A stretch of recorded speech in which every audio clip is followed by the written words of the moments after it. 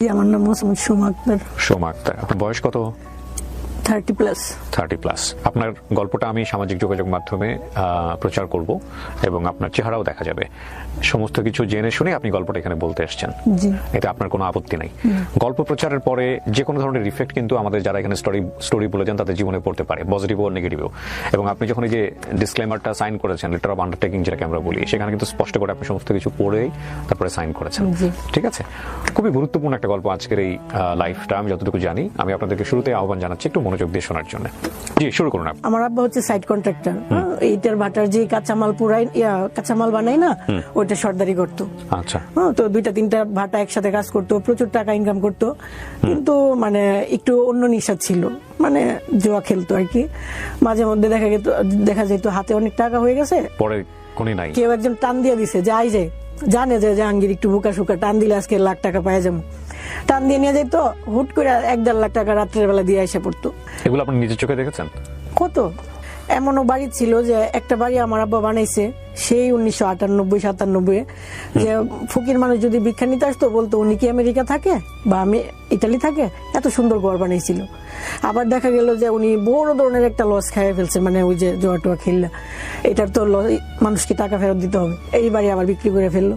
আবার দেখা গেল আমরা ছোট্ট একটা কোনো একটা থাকতেছি, এরকম আম্মা বাপের বাড়ি চলে গেল 6 মাসের জন্য, আমি আমার আব্বার সাথে ছোট ঘরে, মানে লাইফটা আজকে উপরে কালকে নিচে এরকম ভাবে কাটছে আর কি। যাক, তারপরে আমি যখন মেট্রিক পরীক্ষা দিব তখনও আমার আব্বা হুট করে আম্মার সাথে রাগ করে কই যেন চলে গেল। আম্মা খুব কষ্ট করে আমাদেরকে মানে পরীক্ষা দেওয়াইতেছে এইভাবেই আর কি। তো মেট্রিক পাস করলাম, করার পরে একটা গুঞ্জন, আমাদের ঘরের পাশেই 3টা রুম ভাড়া দেওয়া ছিল, আমার কাকারা দিছিল। একটা ডাক্তার ছিল, একটা ওই টেলিফোনে যে কথা বলতো কি যেন বলে বার্তার দোকান, আর একটা খলিফার দোকান ছিল। তো ওই যে ডাক্তারটা, উনি হচ্ছে মানে খুব ভদ্রসদ্র, শ্যামলা সুন্দর চেহারা, উনি আমাকে খুব আদর করতো, খুব মানে উনি খুব ভালো। যেমন আপনি ধরেন, আপনি যেরকম দেখতে সুন্দর ভালো, আপনারা আমার এজের যেমন তফাৎ, এই টাইপেরই। উনি আমার খুব আদর করতো। উনি বিবাহিত ছিল, 2টা সন্তান ছিল। এখন সবাই ভাবতো যে ওনার সাথে আমার প্রেম, আসলে ওনার সাথে আমার ওইরকম কোনো কিছুই না। আপনি ম্যাট্রিক পরীক্ষা দিয়েছেন এই সময়ের গল্প? হ্যাঁ, যখন পরীক্ষা, উনি বিয়ে করে 2 বাচ্চা হয়েছে, তারপরেও আপনাকে নিয়ে সন্দেহ করতো? হ্যাঁ। ওনার ওয়াইফ কোথায় থাকতো? ওনার ওয়াইফ বাড়িতে, আমাদের চাইতে একটু সামনে ওনাদের বাড়ি, একটু দূরে। আর যে দোকানটা, সে দোকানটাকে আপনাদের বিল্ডিং? দোকানটা একেবারে আমাদের ঘরের একদম জাস্ট আমাদের বারান্দার উপরে এই ঘর তোলা। তো উনি আপনার সঙ্গে আদরের সম্পর্ক বলতে কি প্রয়োজন, মানে কেন এই সম্পর্ক? মানে সারাক্ষণ আমাদের ঘরেই তো, এই যে আমাদের দরজাটা এটা, ওনার দরজাটা এটা, মাঝখানে শুধু এতটুকু তফাৎ। তো যখন দেখতেছে আমি খুব ব্রিলিয়ান্ট ছাত্রী, খুব ভালো, সবাই মানে একটু ইয়ে করে, উনি বলতো তুই ডাক্তারি শিখ আমার কাছ থেকে, নাপা খায়, জ্বর আসলে এটা খাওয়াই, ওইটা খাওয়াই, এরকম ভাবে। ডাক্তারের দোকান বলতে ওনার নিজের ডিসপেন্সারি বা এরকম কোনো কিছু? হাতুড়ি ডাক্তার আছে না, গ্রাম্য ডাক্তার, এটা আর কি। তো মানুষ এটা কিছুটা সন্দেহ করতো। আমিও মানে উঠতি বয়সের, তখন আমার ভাইকে সবাই বললো যে ডাক্তার মানে তোমাদের বাড়ির সামনে এখানে দোকান রাখা তো ঠিক না, দিয়ে দো, বাদ দিয়ে দো। তখন আমার কাকারারে বললে আব্বা দোকানগুলো ছাড়তে বলে দিছে, ডাক্তারকে সরাই দিছে, ওই বাকিগুলো দোকানও ছাইরা দিছে যাতে কোনো সমস্যা না হয়। উনি চলে গেল, আমি এখান দিয়ে মেট্রিক পাস, ইন্টারমিডিয়েট পরীক্ষা দিয়ে দিছি, রেজাল্ট চলে আসছে। পরবর্তীতে ভার্সিটিতে আমার খুব ইচ্ছে ছিল যে জাহাঙ্গীরনগরে পরীক্ষা দিব, যেহেতু আমার আব্বার নাম জাহাঙ্গীর, খুব ইচ্ছে ছিল। আর সবাই বলতো আমি খুব মেধাবী, আমি চান্স পাবো, এটা আমার ফ্রেন্ডরা বলতো। তো ওই সময় একটা ঘটনা, হুট করে আমি ভৈরব বাজার থেকে আসলাম। আসার পরে আমার এক ফ্রেন্ড বলতে পাশাপাশি একই বাড়ি, ওই বাড়ি এই বাড়ি, আমরা এক ক্লাসে পড়ি, ছোটবেলার যে সাথী থাকে ওইরকম আর কি। ও আইসা বলতেছে কিরে তুই কিরকম কারোর সাথে কিছু করছিস? আমি কি করছিস মানে কি? এরকম ডাক্তারের হাতে, ডাক্তারের মনে হয় মেমোরি কার্ড দিয়ে ভৈরব পাঠাইছিল, তো উনার মেমোরিতে দেখা গেছে যে এরকম একটা ভিডিও আসছে, ওইখানে তুই কোনো ছেলের সাথে কিছু একটা করতেছিস। ডাক্তার ওই ডাক্তার। প্রথম কথা হচ্ছে তার সাথে আমার একটা প্রেমের গুঞ্জন ছিল, আবার উনার এখানে মেমোরি ব্যাপারটা কিন্তু খুব ক্লোজ। তারপর আমি অবাক যে কি, আসলে তখন আমার ওইরকম কিছুই না, আমি যখন জানি আমার কিছু না তখন তো আমি অবাক হব। আমি অবাক হলাম, হওয়ার পরে আমি কি তাড়াতাড়ি গেলাম ওই ডাক্তারের কাছে। আমি আপনার কাছে বলে কি আছে দেখান তো। হ্যাঁ, উনি খুব খুশি মনে দেখাইতেছে যে দেখা যাচ্ছে যে আমার মতো চেহারা, সেম আমার মতো চেহারা, কিন্তু আমি হাসলে সুন্দর লাগে না। কত বছর আগের গল্প এটা? এটা 2011। 13 বছর 14 বছর আগের গল্প। জি জি। তো 14 বছর আগের ইন্টারনেট বা মেমোরি কার্ড সিস্টেমের জায়গাটা কেমন ছিল এটা কিন্তু আপনাদের রিয়েলাইজ করতে হবে। এখন যেরকম কোন একটা কিছু ভাইরাল হলে এটার যেরকম ফ্যাক্ট চেকিং একটা ব্যবস্থা থাকে, 11, 12, 13, 14 বছর আগে কিন্তু এরকম ফ্যাক্ট চেকিং কোনো ব্যবস্থা ছিল না। ঠিক আছে, এটা একটু মাথায় রাখতে হবে। জি। তারপর ওনাকে জিজ্ঞেস করলাম, উনি ভাই করে দিল, এই যে দেখ, হ্যাঁ আমি দেখতেছি চেহারা আমার মতো, কিন্তু আমি হাসলে সুন্দর লাগে না। ওইখানে মেয়েটা হাসতেছে, খুব সুন্দর লাগতেছে। এমনকি ওর কানে একটা রিং টাইপের পরানো ছিল আর গলায় একটা নেকলেস টাইপের, চেন টাইপের আর কি। কিন্তু আমার লাইফে কখনো, এখন আমি মাঝে মধ্যে একটা সুন্দর দুল পরি, লিপস্টিক দিই, তখন একেবারেই না। আমি তো অবাক যে এরকম জুয়েলারি তো আমি কখনো পরি নাই। এটা তো আমি তো বুঝতেছি, আমি অবাক হয়ে গেলাম। মানে ওইখানে এমন কোনো সিনও না যে হয়ে গেছে বা এরকম কিছু না। জাস্ট মনে হচ্ছে মেয়েটা, এই যে আমার সামনে ক্যামেরাটা দাঁড় করানো, আমি ক্যামেরায় দাঁড়ানো, আমার শরীরে কোনো কাপড় নেই, আমি এরকম ভাবে আমার শরীরের উপরে হাত দিচ্ছি।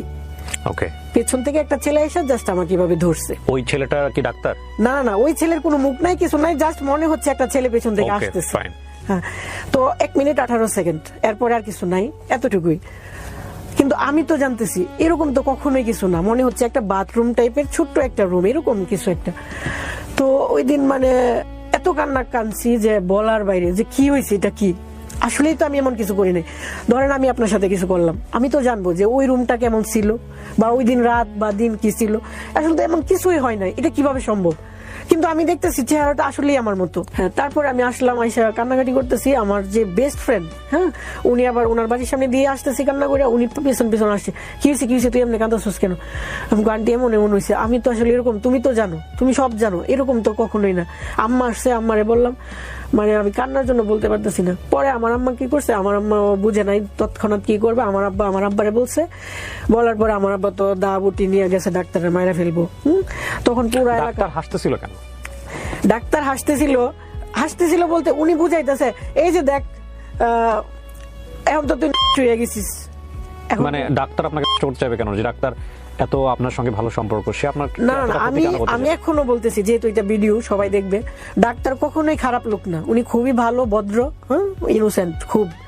কিন্তু উনি চাচ্ছে কি, উনি বুঝাইতেছে যে যেহেতু ভিডিওটা হয়েছে তার মানে আমি আমার কিছু করছি আর আমি হয়ে গেছি, আমি ভালো না।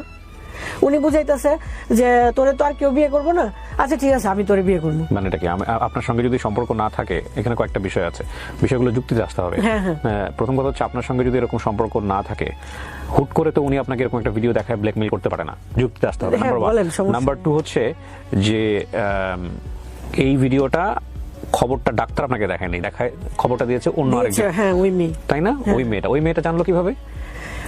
ওই মেয়েটা প্রথমে এসে আমাকে বলছে যে মেমোরিটা আমি দিছিলাম ভৈরবে। মেমোরিটা ওই মেয়ে দিছিল। ওই মেয়েটা ভৈরবে কিভাবে? মানে ওই যে ডাক্তার যে গাড়ি দিয়ে প্রতিনিয়ত আসা যাওয়া করে, ওষুধ মেডিসিন আনে, ওই ড্রাইভারের কাছে নাকি দিছে। ড্রাইভারের কাছে কেন দিবে ওনার মেমোরিটা? মানে দিছে মূলত ডাক্তার। কেন দিবে? মানে আমি আমার মেমোরি কার্ডটা আমার ড্রাইভারের কাছে কেন দিব? মানে যুক্তিতে আসি আর কি বিষয়টা। আমার তো ব্যক্তিগত একটা জিনিস মেমোরি কার্ড, আমি তো এটা আমার ড্রাইভারের কাছে দিতে পারি না। দেওয়ার কথা না, কিন্তু তাদের কথা বাস্তবতা। ওই মেয়েটা জানলো কিভাবে? ওই মেয়েটার সাথে ডাক্তারের কি সম্পর্ক? আর এই মেয়েটার সাথে আপনার কি সম্পর্ক? যে মেয়েটা আপনাকে তথ্য দিয়েছে। ওই মেয়েটা আমার ক্লাসমেট, আমরা একসাথে পড়াশোনা করছি। ওকে। চাচাতো বোন, জ্যাঠাতো বোন। ওকে। তো এই মেয়েটার ডাক্তারের ঘরের সামনেই ওই মেয়ের ঘর। ডাক্তার যেখানে আবার নতুন ঘর নিছে, ওর সামনের বিল্ডিংটাই ওদের বিল্ডিং। তো ওই মেয়েটা জানলো কিভাবে এরকম একটা ব্যক্তিগত ভিডিওর কথা? হয়তো বা ডাক্তার জানাইছে, কি গো ইমন দেখলাম তোর বান্ধবীরে কই গিয়া, এরকম হইতে পারে আমার যেটা ধারণা। আপনি ওকে জিজ্ঞেস করবেন না, এত বড় একটা তথ্য এত বড় তুমি জানলে কিভাবে? হ্যাঁ, ও তো এটাই বলছে। ও আমারে প্রথম বলছে যে ও মোবাইলটা পাঠাইছে, যে কিন্তু আমি যখন আমার বাইরে বললাম, আমার ভাই বলতেছে যে একটা অবিবাহিত মেয়ে। হ্যাঁ, আপনি ভাইয়ের প্রসঙ্গে পরে আসেন, আপনার বাবা দা নিয়ে মারতে গেছে, ওই জায়গাটা থেকে আমি যাবো। কিন্তু একটা জিনিস হচ্ছে কি, গল্পের কিছু গাঁথনি থাকে। হ্যাঁ, গল্পের গাঁথনির জায়গাতে আপনি যদি উপযুক্ত উত্তর দিতে না পারেন, আপনি যে কারণে এসেছেন, আপনি সেই জায়গাতে সমালোচিত হবেন। এবং সেটা কিন্তু আপনি জেনে শুনে, আমার কাজ প্রশ্ন করা, এবং সেই প্রশ্নের কোয়ালিটা জনগণের জায়গা থেকে যেভাবে আসবে সেভাবেই করা। কারণ আপনি বলতে চাচ্ছেন যে এইসব ঘটনার মধ্যে আপনি জড়িত ছিলেন না, তাই তো? পুরো ঘটনাটা আপনি যেভাবে বলছেন সেটাই সত্য। এখন কথা হলো যে যুক্তি থাকতে হবে। তো এত বড় একটা ঘটনা ঘটে যাচ্ছে, চাচাতো ভাই বোন যদি এসে আমাকে বলে যে তোর এরকম একটা জিনিস দেখলাম, তাহলে প্রথম কোয়ারি হবে যে তুই কই দেখছিস, কার কাছ থেকে পেলি? আপনি করছিলেন এই প্রশ্নটা? হ্যাঁ, বলছি। সে কি বলছে? সে বলছে যে আমি পাঠাইছিলাম, তো এখন মেমোরিটা ডাক্তারের কাছে আছে। আমি পাঠাইছিলাম বলতে?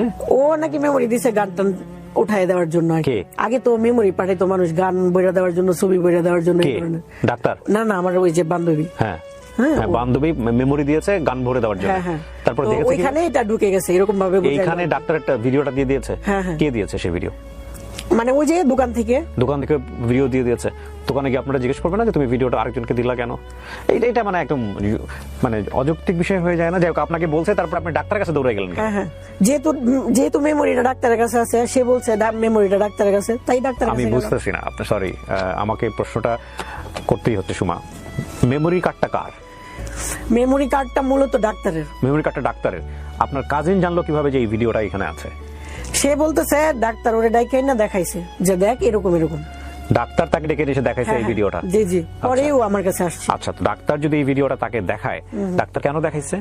ডাক্তার দেখাইছে যে আমি কলঙ্কিত হব, সবাই জানবে। তো আপনি প্রথমে বললেন যে ডাক্তার তো আপনার সাথে খুবই ভালো সম্পর্ক, ডাক্তার আপনাকে আদর যত্ন করে, স্নেহের চোখে দেখে, তো চোখটা তো এরকম না, তাহলে এখন কেন এরকম করতেছে? এখন এরকম করতেছে মানে আমি তো ডাক্তারকে দুষতেছি না যে উনি যেহেতু ভালো আমি ওনাকে খারাপ কেন বলবো। হ্যাঁ, তো এটা তো ভালো কাজ। কিন্তু উনি এমনও হয়েছে যে উনি আমাকে মেট্রিক পরীক্ষার আগে বা পরে হ্যাঁ, উনি আমাকে ওনার বোনের কাছে পাঠিয়েছিল। হ্যাঁ, ওনার বোন আসছিল আমাকে বিয়ের প্রস্তাব দেওয়ার জন্য। তো আপনি কিন্তু আপনি বলেন না কেন শুরুতে? বিয়ে পর্যন্ত চলে গেছে উনি, বিবাহিত মানুষ আপনাকে বিয়ে করতে চাচ্ছে, তাহলে লোকজন আশেপাশে মানে আমার আব্বা গরিব, আমরা গরিব। হ্যাঁ, উনি দুইটা বউ পালতে চাইতেছে, ওনার বউ টাউন থেকে আসছে, ওনাকে তেমন একটা মূল্যায়ন করতেছে না, উনি এটা বুঝাইয়া উনি আমাকে বিয়ের প্রস্তাব দিয়েছিল। মানে আমার ওই ডাক্তারের বোন। পরে আমি হাসতে হাসতে চলে আসছি। মানে গল্পটা এরকম যে ডাক্তার আপনাকে পছন্দ করতো, যেটা আপনি প্রথম পর্যায়ে গোপন করে গেছেন বা বলেন না? না, ওই রকম পছন্দ না, হয়তোবা উনি চাইছে যে গরিবের মেয়েটা ভালো, দেখি যদি প্রস্তাব দিয়ে দেখি যদি বিয়ে করা যায়, এরকম হয়তো।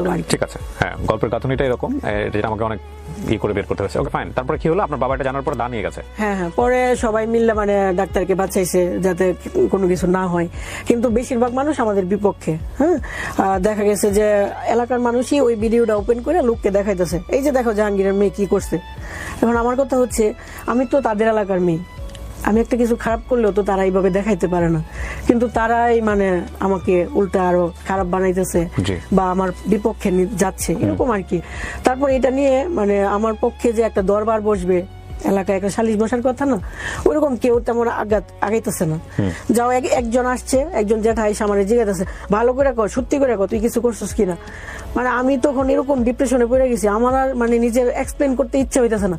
আমি বলতেছি যে আমি এরকম কিছু করি নাই, আমার আর প্রশ্ন করেন না। একবারে বলছি আমি না তো না, বারবার জিজ্ঞেস করলাম আমার এক কথা, আর কোনো কিছু বেরোবে না। পরে উনি চলে গেল। উনি আমার আম্মারে বললো কি, এখন একটাই কথা যে তোমার মেয়ে তো বলতেছে এরকম কিছু করে নাই, আর ডাক্তাররা আমরা কি কইতে পারি, এখন এক কাজ করা যায়, যদি দরবার করতে চাও তাহলে ডাক্তারের কাছে বিয়ে দিয়ে দিতে হইব। এখন তুমি কি বিয়ে দিতে চাও? তোমার আম্মা কইলো না, আমার মেয়ে আমি কোনোদিনই ওনার কাছে বিয়ে দিব না। তাইলে আর দরবার করো না, তাইলে চুপ থাকো। এরকম ভাবে গ্রামের মানুষ, সরল সোজা মানুষ বুঝে নিত, এইভাবে ব্যাপারটা ধামাচাপা দিয়ে দিল। আর অন্যান্য মানুষ সবাই ভাববা নিল যেহেতু ডাক্তারের সাথে আমার প্রেমের গুঞ্জন, অতএব ওনার সাথে আমি কিছু একটা করছি আর এটা লিক হয়ে গেছে। ব্যাপারটা গ্রামের মানুষের দোষ নাই, তারা সহজভাবে ইজিলি এটা মাইনে নিছে। তো আমার কাছে কেউ কখনো আসে নাই যে আসলে তুমি এটা করছো, আর আমি কাউকে বলবো যে আসলে আমি এমন করি নাই। সবাই দেখতাম যে আমাকে মানে ঘৃণা করতে লাগলো। আপনি তখন ইন্টারমিডিয়েট পাস করে ফেলছি। কিসে পড়েন তখন আপনি? ইন্টারমিডিয়েট পাশের পরে মাস একটা গ্যাপ থাকে না, পরীক্ষা দিয়ে গ্যাপ, রেজাল্ট বের হয়নি। তখন আমি আর পরীক্ষাটা দেই নাই, ভার্সিটি পরীক্ষা দেই নাই, রাগ করে যে আমি আর পড়াশোনা করে কি হবে, বা এমন একটা ভেতরে আসছে আর কি যে আমার লাইফটাই তো শেষ, আর পড়াশোনা করি নাই। পরে সবাই যখন এমনি এমনি বলবে বা আমার মন খারাপ হবে, তখন সবাই বললো যে আচ্ছা তো কয়েকদিন নানি বাড়িতে থাকো। তখন আমি প্রায় মনে হয় 9 মাস বা 1 বছর নানু বাড়িতে ছিলাম, পাশের গ্রামে, খুব দূরে না, যাতে করে মানুষের সামনে বেরোতে না হয়। হ্যাঁ, খারাপ লাগে না, মানুষ এটা সেটা বলবে, কিন্তু ওই যে একটা দরবার হলো না, আমি নিজেকে প্রুভ করতে পারলাম না, সবাই ভেবে নিল এটা সত্যই। আমি হাতে গোনা কয়েকজন মানুষ পেলাম যারা আমার সাপোর্ট করছে, যারা আমাকে রাস্তায় দেখা হইলে কিরে এরকম তো তুই না, এটা তো হওয়ার কথা। হাসাহাসি করতে লোকজন দেখলে আপনাকে দূর থেকে মনে হচ্ছে হাসাহাসি করতে। আরে কত হাসাহাসি করতো, মানে রাস্তা দিয়ে বের হইতাম মানুষ এভাবে তাকায় থাকতো, মানে ওনার তাকানোটা দেখলে মনে হতো যে আমি, মানে সবার মোবাইলে হচ্ছে হলো এগুলো ঘুরে বেড়াচ্ছে। হ্যাঁ, এর মধ্যে একজন ফ্রেন্ড ছিল নাম তমা, ও আমাকে বলতেছে সুমা আমি তো কোনোভাবে বিশ্বাস করতে পারতেছি না যে ভিডিওটা নকল, তুমি যেভাবে বলতেছো আমি অনেকবার জুম করে দেখছি জানো। তো আমার এখানে একটা তিল ছিল অনেক বড়, এখন রিমুভ করে ফেলছি। আমি তুমি আর একটু জুম করে দেখো তো এখানে একটা তিল আছে কিনা। তো ও বলতেছে আচ্ছা ওইটা তো খেয়াল করি নাই, আচ্ছা দেখ মনে। আমি বলি আচ্ছা দেখার সময় তো পরে পাও কি না পাও, তুমি এক কাজ করো। তখন ওর সাথে যখন কথা বলতেছি, পেছনে একটা স্টুডিও, আমি বলতেছি তুমি আমার এত কাছের, হ্যাঁ আমি একটা অন্যায় করলেও তো তোমার কাছে গোপনে বলতে পারি যে হ্যাঁ ওর সাথে অনেক কিছু হয়েছে। ফ্রেন্ডের সাথে বলা তো খুব মানে কষ্ট কিছু না। তো তুমি আমাকে অবিশ্বাস করতেছো, জানো খুব কষ্ট লাগতেছে, চলো আমি স্টুডিওতে যাই, হ্যাঁ আমি তোমাকে একটা জিনিস দেখাইতে চাই। তখন স্টুডিওতে তো আলাদা রুম থাকে যেখানে মানুষ কাপড় চোপড় চেঞ্জ করে, ওইখানে গিয়ে আমি উপর করলাম মানে ওই ফ্রেন্ডের ফ্রেন্ডকে বোঝানোর যেহেতু মেয়ে ফ্রেন্ড। আমি তখন মানে হয়তো একটু খারাপ লাগছে যে আমার এত কাছের ফ্রেন্ড কেও আমার শরীরটা দেখাইতে হইতেছে, মানে বোঝানোর জন্য যে না বোঝানোর জন্য যে তফাৎটা তুমি দেখো। ওকে, তখন আমি ওরে বললাম তুমি এখন বলো তোমার বিশ্বাস হয়েছে কি না। তখন আমার ফ্রেন্ড বলছে কি বলো, আকাশ আর পাতাল, আকাশ পাতাল ব্যবধান, ওইটা কি আর এটা কি, আমি কি দেখলাম। আর তোমার জানো তোমার আমাদের এলাকার সবাই বলতেছে, সবাই কইতো সুমা কত ভালো মেয়ে, সুমা কত ভালো মেয়ে, আর আজকে দিয়ে একেবারে লিক। এটা সম্ভবত একটা ছবির কথা মনে পড়ে গেল রিসেন্টলি আমার, ইউটিউবার সম্ভবত ছবিটার নাম, এটা চরকিতে আছে, আপনারা দেখে নিন। শেষ পর্যন্ত এই ভিডিওটা যে তার না এটা প্রমাণ করার জন্য সে পরনের কাপড় খুলে দেখায়। এখানে অভিনয় করেছিল বিখ্যাত একজন সিঙ্গার, ওকে রাইট নাও নাম মনে করতে, এটা আদনান আল রাজীবের ছবি সম্ভবত, ইউটিউবার, যদি সুযোগ হয় আপনারা দেখে নিন। হ্যাঁ এখানে আফ্রিদি অভিনয় করেছে, আরো ওই যে রিসেন্টলি খুব ভালো করছে গানে, আমার নাম মনে রাখতে খুব সমস্যা হয়, খালিদ হাসান বিলুর ছেলে, না না না জেফান না, খালিদ হাসান, প্রীতম অভিনয় করেছে আমি যদি ভুল না করে থাকি। সো এই যে এই ইউটিউবার ছবিটা আপনারা দেখে নিন, লাস্টের সিনে গিয়ে উনি যে এটা না এটা প্রমাণ করার জন্য নিচের শরীরের কাপড় খুলে দেখায় দেয় লাইভে যে দেখ এটা আমি না। হ্যাঁ সো এই যে বিষয়টা দেখেন কত মিল মানুষের জীবন আর ছবি, কত মিল। হ্যাঁ ওকে, তারপর তখন মানে আমার বান্ধবী মানে ওই যে আগে ভালোবাসতো ওইটা আবার ফেরত আসলো, যে এখন আমার বিশ্বাস হয়েছে। আমি এতদিন শুধু ভাবতাম সুমা কি করে এটা করলো, মানে ও আমাকে সবসময় বলতো হ্যাঁ যে প্রেম করো না তুমি, এত সরল সোজা এত বোকা। হ্যাঁ আজকে এত বড় একটা ঘটনা, মানে ব্যাপারটা অদ্ভুত লাগতো। তো আজকে আমি বিশ্বাস করলাম। ও তারপর থেকে যেন ওর সাথে মনের মিলটা আরো বাড়লো। হ্যাঁ ও ফাইনালি বিশ্বাস করলো, কিন্তু ভেতরে ভেতরে একটা কষ্ট রয়ে গেল যে আমি না একটা ফ্রেন্ডকে দেখাইছি, আমি পুরো এলাকার মানুষকে কি দেখাইতে পারছি, ভেরি ইম্পর্টেন্ট। ভিতরে রয়ে গেল কথাটা। আমার খুব ইচ্ছে হইতো একটা দরবার বসতো, আমি ওইখানে আগুন থাকতো, আমি আগুনে দাঁড়াইতাম, বলতাম এই যে আমার সতীত্ব তোমরা প্রমাণ করো বা কিছু করো, কিন্তু আমার পাশে কেউ দাঁড়ায় নাই। এরকম হয়েছে। হওয়ার পরে আমি এই যে নানু বাড়িতে আসা যাওয়া করতাম, থাকতাম, এর মাঝখানে আবার ডেস্টিনি, হ্যাঁ D2K যেটা, একজনে আয়সা অফার করলো যে দেখো তোমার লাইফটা তো এরকম হয়ে গেছে, বাসায় বসে থাকো, চলো এটা করো। লেখাপড়া তখন একদম অফ করে দিলেন? হ্যাঁ, এই ঘটনার পরে লেখাপড়া অফ হয়ে গেল? অফ হয়ে গেল, হ্যাঁ আমি আর করি নাই, ইচ্ছা করে করি নাই। পরে D2K তে জয়েন করলাম, করার পরে D2K তে জয়েন করলে কিন্তু এখানে যেতে হয়। D2K কি? ডেস্টিনি 2000 লিমিটেড, যেটা MLM কোম্পানি, ওকে এখানে ওখানে যাইতে হয়। তো কাজের প্রয়োজনে অনেকদিন পর নিজের এলাকায় ঢুকলাম। এলাকায় তো আসি না, খারাপ লাগে। নানুর বাড়িতে থাকতেন? হ্যাঁ লোকে এইভাবে তাকায় থাকে। যেদিন প্রথম ঢুকছি এলাকায় আমার সাথে কেউ কথা বলে না তেমন একটা, যারা আগে খুব ভালোবাসতো তারাও না। তো আমাদের ইব্রাহিমপুর বাজার আছে, ওই বাজারে একটা ডাক্তার আছে, চপল ডাক্তার। হ্যাঁ চপল ডাক্তার না হঠাৎ করে আমার বলতেছে কি গো বোন কেমন আছো তুমি, ভালো আছো? মানে ওই দিন না সত্যি কথা, মানে আমার ইচ্ছে হয়েছিল যে নতুন করে বাচ্চার যে কেউ ওকে ভালোবাসছে, মানে এত খুশি হয়েছি আমি বলার বাইরে, যে আমাকে সবাই ঘৃণা করতেছে আর উনি আমাকে যে ডাক দিচ্ছে, আমি এত খুশি হয়েছি যে বলার মতো না। এরপর আস্তে আস্তে নিজের এলাকায় আসলাম, কে কি বললো দেখলাম না, মানুষ হাসাহাসি করতেছে, মাঝে মধ্যে ডায়েরিতে লিখতাম। এমন হয়তো আমি হাঁটতেছি, লোকটা আরেকজনের সাথে কথা বলতেছে, কথার ফাঁকে বলতেছে কিরে রুবিন আয় দেখে যা 12 বার পাইছে। আশ্চর্য হয়ে গেলাম, মানে কি বলতেছে 12 বার, সে তো বহুত কথা। একটা মানুষের সাথে প্রেম করা এক ব্যাপার, আর 12 বেড়ার কত বড় কথা। আমি আকাশের দিকে তাকিয়ে থাকতাম, পানিগুলো পড়তে দিতাম না, মানে আমি খুব কান্না কম করার চেষ্টা করতাম। মানে এমন হইতো যে আমি যাদের বাড়িতে যাই পড়াশোনা করতাম, যে সেও ক্লাসমেট আমিও ক্লাসমেট, একসাথে পড়তাম, 2-3টা বাড়ি পার হইলেই তাদের বাড়ি, ওর বাড়িতে যাই পড়তাম।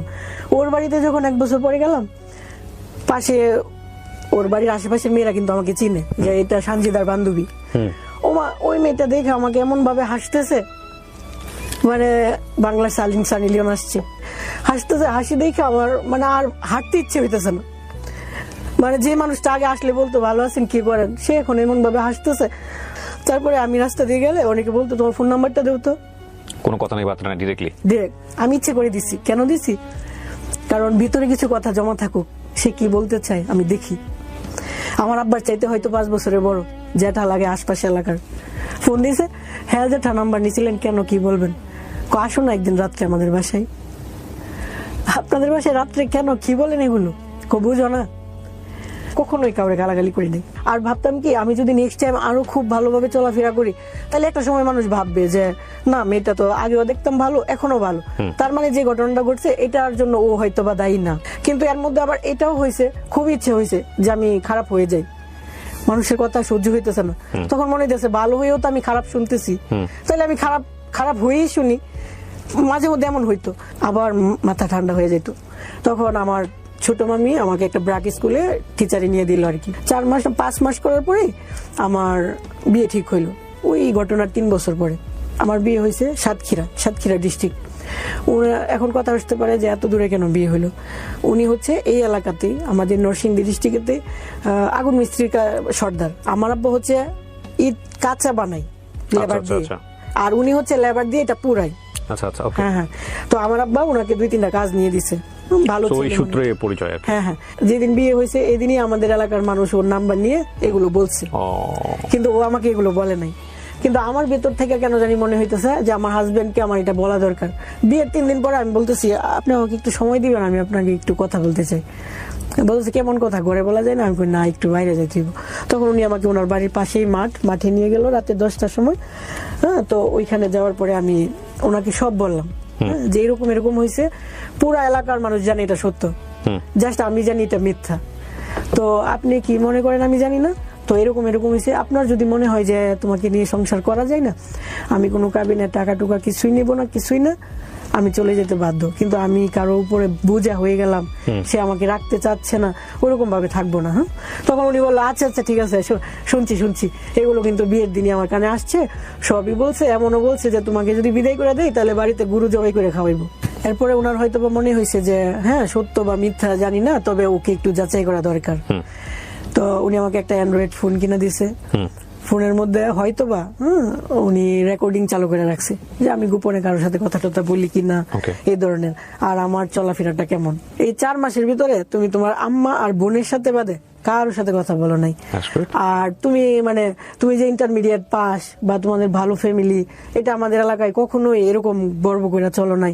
খুব সাধারণ চলাফেরা, কখনো দেখি না একটু নতুন বউ সাজুগুজু করতে, বা একেবারে ন্যাচারাল।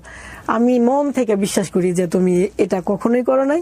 তো উনি এই ব্যাপারে কোনো দিন আমাকে একটা বাজে কথা বলে নাই, মন্তব্য করে নাই, এটা আসেই নাই কোনোদিন কথা। আমি আবার ওনাকে বলছি যে আমি একটা প্রমাণ আপনাকে দেবো, শুধু যে মুখ দিয়ে বলছি তা না, কিন্তু প্রমাণটা সময় আসলে আমি আপনাকে দেবো। পরে মেয়ে হয়েছে, মেয়ে হওয়ার 16 দিন পরে আমি বাসায় গেছি ওর সাথে। 16 দিন পর্যন্ত বাবার বাড়ি ছিলাম, 16 দিন পরে বাসায় গেছি। তখন ওরে আমি বললাম যে দেখো, আমি একদিন বলছিলাম না যে তোমাকে প্রমাণ দিব, ওই যে একটা সময় আসলেই প্রমাণ দিব, আজকে ওই সময়টা আসছে, তো তুমি বর্ষ আসতেছি। তখন আমি উজু টুজু করে আসলাম, একটা কোরআন শরীফ নিয়ে আসলাম, আর আমার মেয়ের সামনে একটা মায়ের কাছে একটা বাচ্চার চাইতে বড় তো আর কিছু হইতে পারে না। বাচ্চাটাকে কুলে নিলাম, কোরআন শরীফটা এক পাশে রাখলাম, ওরে বললাম জানি হয়তো আপনার মনে প্রশ্ন থাকতে পারে যে আসলে কি আমার বউ এটা করছে কিনা। এই যে আমার মেয়েটাকে ধরা, 16 দিনের একটা বাচ্চা, নিষ্পাপ বাচ্চা, এই বাচ্চাটাকে ধরা, আর আমার আব্বা আর আমার আম্মা আছে। যদি আমি ওই ঘটনার সাথে জড়িত থাকি, ওইটা যদি আমি হয়ে থাকি, তাহলে যেন আমার এই বাচ্চাটা, আমার আব্বা আর আম্মা আজকের ভিতরেই যেন মারা যায়। এরপরেও যদি তোমার ভিতর থেকে সন্দেহ দূর না হয়, আমার তো আর কিছু করার নেই। ঘটনার পরিক্রমায় এটা ওনার লাইফের ঘটনা, এবং উনি আসলে কি বোঝাতে চেয়েছেন সেটার জন্য উনি এটা বললেন, এবং আমরা এটা তুলে ধরছি। বাট এটা অনেকেই করেন, গ্রামাঞ্চলে এটা প্রচলিত আছে। আমার এই গল্পগুলো আপামর জনসাধারণ যেহেতু শোনেন, সেই জায়গা থেকে আমি একটু সতর্ক করছি, এই ধরনের কসম কাটা একেবারেই নিয়ম নাই, এবং এটা এক ধরনের অপরাধ ধর্মীয়ভাবে, এবং এটাতে কিন্তু গুনাহ হয়। সো এটা করা যাবে না।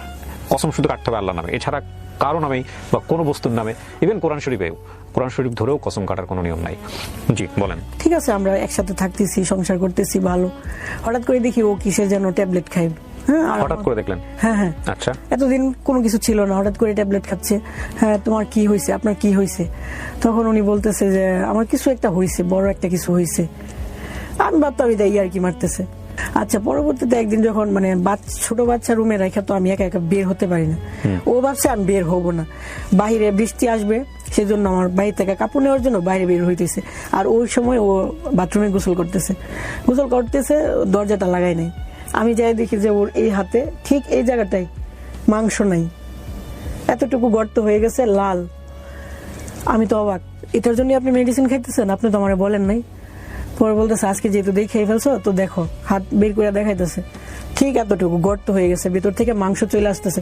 ওর হাতটা পুরা ছিল, ছোটবেলায় পুড়ে গেছিল, তো ওই পুরা মাংসের উপরে এভাবে চুলকানি দিতে যায়, ওই চুলকানোর জায়গাটা এরকম হয়ে যাইতেছে, ভিতর থেকে মাংস পুচে পুচে বাইরেতেছে। কিন্তু ও আমাকে দেখায় নাই, যেহেতু আমি নতুন বউ, আমি যদি চলে যাই। তারপর ওরে প্রতিদিন বলতাম যে চিকিৎসা করেন, ভালো ডাক্তার দেখান। মানে ও হচ্ছে মানে ওর আব্বা আম্মার কথা শুনতো, আর ওর আব্বা আম্মা হচ্ছে গ্রাম্য মানুষ, তো মানে ডাক্তার বিশ্বাস করতো না, বা ডাক্তারের কাছে যায় টাকা পয়সা দেওয়া এগুলো বিশ্বাস, শুধু তেল পড়া, কালি পড়া, এই পড়া সেই পড়া। নরসিংদী থেকে সাতক্ষীরায় যাইতো, ডিরেক্ট গাড়ি, মামুন গাড়ি দিয়ে যাইতো, আসা যাওয়া 2200 টাকা, শুধু গাড়ির ভাড়াই 2200। ওইখান থেকে নামার পরে যে আরো সিএনজি ভাড়া টাড়া এগুলো মিলায় 2500 টাকার উপরে তার গাড়ি ভাড়া। ওইটা খরচ করে সে একটা কালি পরা আনতে যাইতো, একটা ডাবের পানি পরা আনতে যাইতো, আইনা এখানে লাগাইতো। তো আমি প্রতিদিন বলতাম, আরে কি অবস্থা, আপনি বুঝেন না, মানুষ এলাকা থেকে ঢাকায় এসে চিকিৎসা করার জন্য, আর আপনি ঢাকাটাকে ওভারকাম করে আবার সাতক্ষীরা যেতেছেন, মানে আপনি তো অবাক, আপনি তো নিজের লাইফটা নষ্ট করে ফেলতেছেন। কিন্তু ও একবার বুঝে, আবার বুঝে না, মানে ওর আম্মা যা বলে, আব্বা যা বলে তাই। তো এই করতে করতে এই যে এতটুকু থেকে ঘাটা আস্তে আস্তে আস্তে আস্তে এত বড় হয়ে যাচ্ছে, হাত পৌঁছে যেতেছে, ঘুম থেকে উঠেই দেখি 1 ইঞ্চি বাইরে যেতেছে, 4-5 দিন পরের দিন আরো 1 ইঞ্চি এরকম। কিন্তু ওরে কোনোভাবে বুঝাইতে পারি না, যাক অনেক কিছু বুঝে ডাক্তারের কাছে নিলাম। তখন ডাক্তার বললো যে আরে তোমার তো অনেক সমস্যা, তুমি তো কয়দিন পরে ক্যান্সার হয়ে যাবে, তুমি কেন চিকিৎসা করতেছ না। বুঝাই টুজাই দিল যে তোমার হাঁটু থেকে মাংস হয় না, এখানে লাগাই দিব, তুমি ঢাকা সমরিতাতে আসো, এরকম এরকম বলার পরেও আবার ওই মার কথা, আবার ওই বনাতি চিকিৎসা, এটা সেটা করতে করতে একটা পর্যায়ে ওর হাত পুরাটা এখান থেকে নিয়ে এতটুকু পুরা হাত মনে হচ্ছে যে ভিতরে পোকা হয়ে যাচ্ছে, এরকম একটা অবস্থা। যখন একেবারে ও ক্যান্সারের পর্যায়ে চলে আসছে, এমন জ্বর আসছে যে ডাক্তার আনার পরে ডাক্তার বলতেছে আরে কি বলেন, এই রোগী আমরা ধরবো, তাড়াতাড়ি ঢাকা নিয়ে যান। পরে অ্যাম্বুলেন্স নিয়ে ভোরবেলা ঢাকা গেলাম, মহাখালী ক্যান্সার হাসপাতালে। পরে ডাক্তার দেখে বলতেছে আর এটা তো অলরেডি ক্যান্সার হয়ে গেছে, আমরা টেস্ট না করেও বলতে পারি, এরকম একটা রোগী নিয়ে আসছো কেন, তুমি তো শিক্ষিত মনে হচ্ছে, তোমাকে দেখে চালাক মনে হচ্ছে। তো আমি বললাম যে এরকম এরকম, আমার কথা আসলে কোনো কিছু শুনে না। যার পরে ওনারা ট্রিটমেন্ট করলো, মানে ভর্তির জন্য ওনারা অনেক করলো যে এরকম একটা রোগী ওয়েট করানো যাবে না, তোমাকে যেভাবে হোক আমি একটা সিটের ব্যবস্থা করে দিচ্ছি। ওই ডাক্তারের বাড়ি আবার নরসিংদী ডিস্ট্রিক্ট, সেজন্য উনি আমার প্রতি আরেকটু হয়তো বা সদয় হয়েছে। তো খুব তাড়াতাড়ি সিট পেয়ে গেছি। সিট পাওয়ার পরেও 2 দিন পরে উনি আবার বাড়ির থেকে ফোন দিছে, বাবা ডাক্তার দেখাইস না, ডাক্তার দেখাইলে কিন্তু মানুষ বাঁচে না। আবার উনি আমার বলতেছে অ্যাম্বুলেন্স ভাড়া করো, আমি বাড়ি চলে যাবো। পুরা হাতের মাংসগুলো কেটে ফেলে এখান থেকে চামড়াই না এখানে লাগাইছে, শুধু হাড্ডিটা ছিল। তারপরে বললো তাড়াতাড়ি মাছ মাংস খাওয়ানোর জন্য, অনেক খাওয়ানোর পরে এখানে সুন্দর হয়ে গেছে হাতটা। তখন ও এত খুশি, আমাকে বলতেছে ধন্যবাদ দিতেছে যে তোমার কথাটা যদি আগে শুনতাম তাহলে এরকম হইতো, কষ্ট পেতাম না। হ্যাঁ। পরে 15 দিন পরে এখান থেকে আবার ফুসকা, এই যে ফুসকা পড়ে না, তেল তেল পড়লে যেরকম এরকম হয়ে যায়। ডাক্তারকে ফোন দিলাম, ডাক্তার বলতেছে হ্যাঁ আমরা যা মাইন্ড করছি তাই হয়েছে, আচ্ছা তুমি আবার নিয়ে আসো। আবার আসলাম, আবার চেকিং, আবার টেস্ট, এই করতে করতে আবার অপারেশন। এভাবে 6 বার অপারেশন হয়েছে, 5 বার হয়েছে। 6 বারের মাথায় ওনারা দেখলো যে আর সম্ভব না, লাস্টে ওনার হাতটা কেটে ফেলতে হবে। পরে একবারে গুড়া থেকে হাত জয়েন্ট থেকে খুলে ফেলছে 6 বারের অপারেশনের মাথায়। এর ভিতরে শুধু হাসপাতালে আসা যাওয়া, হ্যাঁ হাত কাটা হাসবেন্ড নিয়ে চলতেছি ফিরতেছি, ওর সাথে আমি যতটুকু ভালো আচরণ। ও আমাকে একবারই বলছিল আমি হাতটা তখনই কাটবো যদি তুমি আমাকে ওয়াদা করো যে তুমি আমাকে ছেড়ে যাবা না। তো আমি বলছি না, আমি কখনোই যাব না। তো আমি ওর সাথে ভালোভাবে থাকতেছি ফিরতেছি। আবার দেখলাম যে 9 মাস পরে আবার ওই যে ফুসকা পড়তেছে এখানে, সেলাই জায়গার ভিতরে ফুসকা। আবার ডাক্তারকে ফোন দিলাম, বলতেছে আসো তাড়াতাড়ি। আবার আসলাম, ওনারা দেখলো যে খুবই অবস্থা খারাপ। হ্যাঁ, এখানে যে একটা হাড্ডি, এই হাড্ডিটা লাস্ট বলছে যে এই হাড্ডিটা কেটে ফেলি। 7 বারের মাথা এই হাড্ডি কেটে ফেললো। ওইটা ছিল ওর সব থেকে বড় অপারেশন। মানে হাড্ডিটা যখন কেটে ফেলছে মনে হয় এত ব্যথা পাইছে বা এত কষ্ট পাইছে সহ্য করার মতো। ও ওটি করানোর পরে একটা রুমে নেওয়া হয়, পোস্ট অপারেটিভ সম্ভবত রুমটা। ওইখানে ও অজ্ঞান অবস্থায় আমার নাম ধরে ডাকতেছে। আমার নাম হচ্ছে ডাকনাম আখিমণি। ও সারাক্ষণ আখিমণি বলে ডাকতো, ঘুমের মধ্যে বলতেছে আখিমণি আখিমণি এভাবে ডাকতেছে। তো আমি তো অনেক বছর যাবত হাসপাতালে আসি, সব নার্সরা আমাকে দেখে চিনে। তো নার্স বলতেছে দেখছেন এটাই পাওয়া আপনার জীবনে, যে আপনার হাজবেন্ড আপনাকে এইভাবে সেন্স ডাকতেছে। নাই তো প্রোডাক্ট হ্যাঁ হ্যাঁ, যাওয়ার পরে বললাম কি হয়েছে, বলতেছে জানো আমার খুব ব্যথা করতেছে, আমি আর সহ্য করতে পারতেছি না। মানে নিজেকে এত অসহায় মনে হইতো, অপারেশনের সময় শুধু আমি একা, কেউ নাই। অথচ অন্যান্য রোগীরা যাদের বয়স 60-70, ওদের জন্য 10টা-5টা মানুষ দাঁড়ানো আছে। আর ওর বয়স 30 বয়সের একটা হ্যান্ডসাম যুবক ছেলে, খুবই সুন্দর চেহারা, ওর জন্য পাশে কেউ নাই, আমি একা। মানে খুব অসহায় মনে হইতো, যে মানে বলার মতন না। এই করতে করতে এভাবে গেল। এটা কাটার পরে তো আর কিছু কাটার নেই। পরবর্তীতে আস্তে আস্তে এই যে শরীরের অংশটা বাম পাশ, এই বাম পাশ এতটুকু অবধি, হাঁটু অবধি পচতে শুরু করলো। ওর ভিতরে যে হাড়গুলো দেখা যাচ্ছে। বাচ্চার বয়স কত তখন? আমার মেয়ের বয়স তখন 5 বছর। বাড়িতে নিয়ে গেলাম, ওইখানে মানে শাশুড়ি মানে প্রচুর গালাগালি। মানে ওনারা ভাবতেছে আমি হয়তো সম্পত্তির জন্য বসে রয়েছি, নাইলে আমি কেন বসলাম, অন্যান্য বউরা তো চলে যায়। কিন্তু আমার হাজবেন্ড তো একবারই বলছে যে আমাকে যতক্ষণ না তুমি সাদা কাফনে না দেখবা ততক্ষণ যাইবা না। আর আমিও যাব না, আমি ওইরকম না। তো ছিলাম ততদিন। ওই এলাকার মানুষ আমাকে খুব ভালোবাসতো।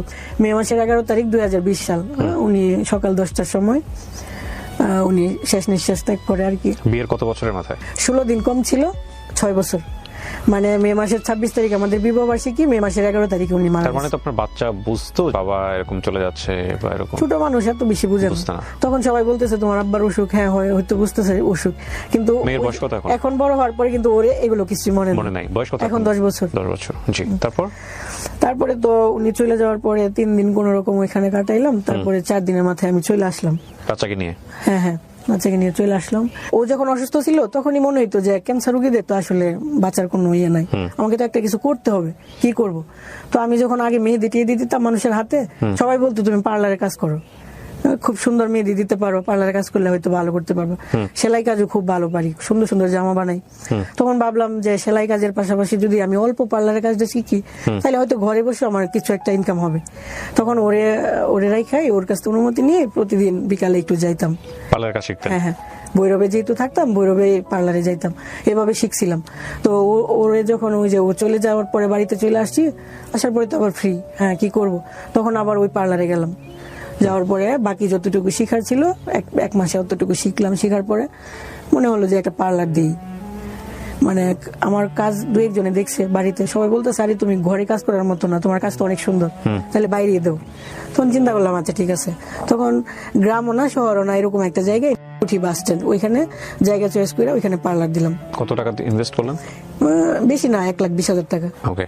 তো দেওয়ার পরে আমি কখনো ওইরকম পার্লারে কোনোদিন যাই নাই, বা পার্লারে মানুষদেরকে মানুষ খারাপ ভাবে বা ভালোভাবে এগুলো সম্পর্কে কোনো ধারণা নাই। যখন পার্লার দিলাম তখন আবার একটা নতুন অভিজ্ঞতা। মানুষ ফোন দিতেছে, ফোন দিয়ে বলতেছে কি অবস্থা, কি করো, কেমন আছো, কত টাকা রেট নাও, এই নেও সেই নাও।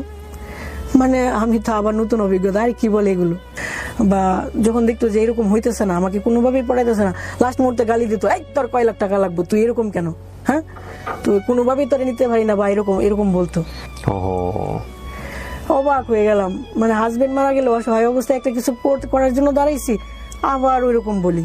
মনে হইলো যে না, পার্লার যেহেতু দিছি, আর আমার হাজবেন্ড বলছিল যে তুমি যে কোনো একটা করো মন থেকে, আমি দোয়া করে গেলাম, আমি যেহেতু তোমাকে কিছু দিয়ে যাইতে পারি নাই, আমি তোমাকে দোয়া দিয়ে গেলাম। তো ওইটা চিন্তা করে থাকলাম যে লোকে যা বলে বলুক, হ্যাঁ আমি করতে থাকি। পেটে ভাত না গেলে তো আসলে আপনি ভাত নিয়ে দাঁড়াবেন না মানুষটার পাশে, কিন্তু আপনি কথা বলতে তো আসলে কোনো সমস্যা নাই, কথা বলতে পারি, আমরা করতে থাকি এভাবে আস্তে আস্তে। মানে আমারও পার্লার, আমরা আসলে জাতি হিসেবে খুবই পরশ্রী কাতর। একজন মানুষের উন্নতি দেখলে আমাদের সহ্য হয় না, আমরা ভেতরে ভেতরে দুমড়ে মুচড়ে যাই, এক ধরনের অসহায়ত্বে ভুগি। হ্যাঁ, মানে সে উন্নতি করে ফেলতেছে, এটা আমাদেরকে প্রচন্ড মনোকষ্ট দেয়। ঠিক আছে, আবার কারো অবনতি দেখলে উল্টা ফিলিংস হয় যে ঠিক আছে, একদম ভিতরে ভিতরে একদম অন্য রকমের একটা কি বলা যেতে পারে পার্শ্ববীয় আনন্দ হয়।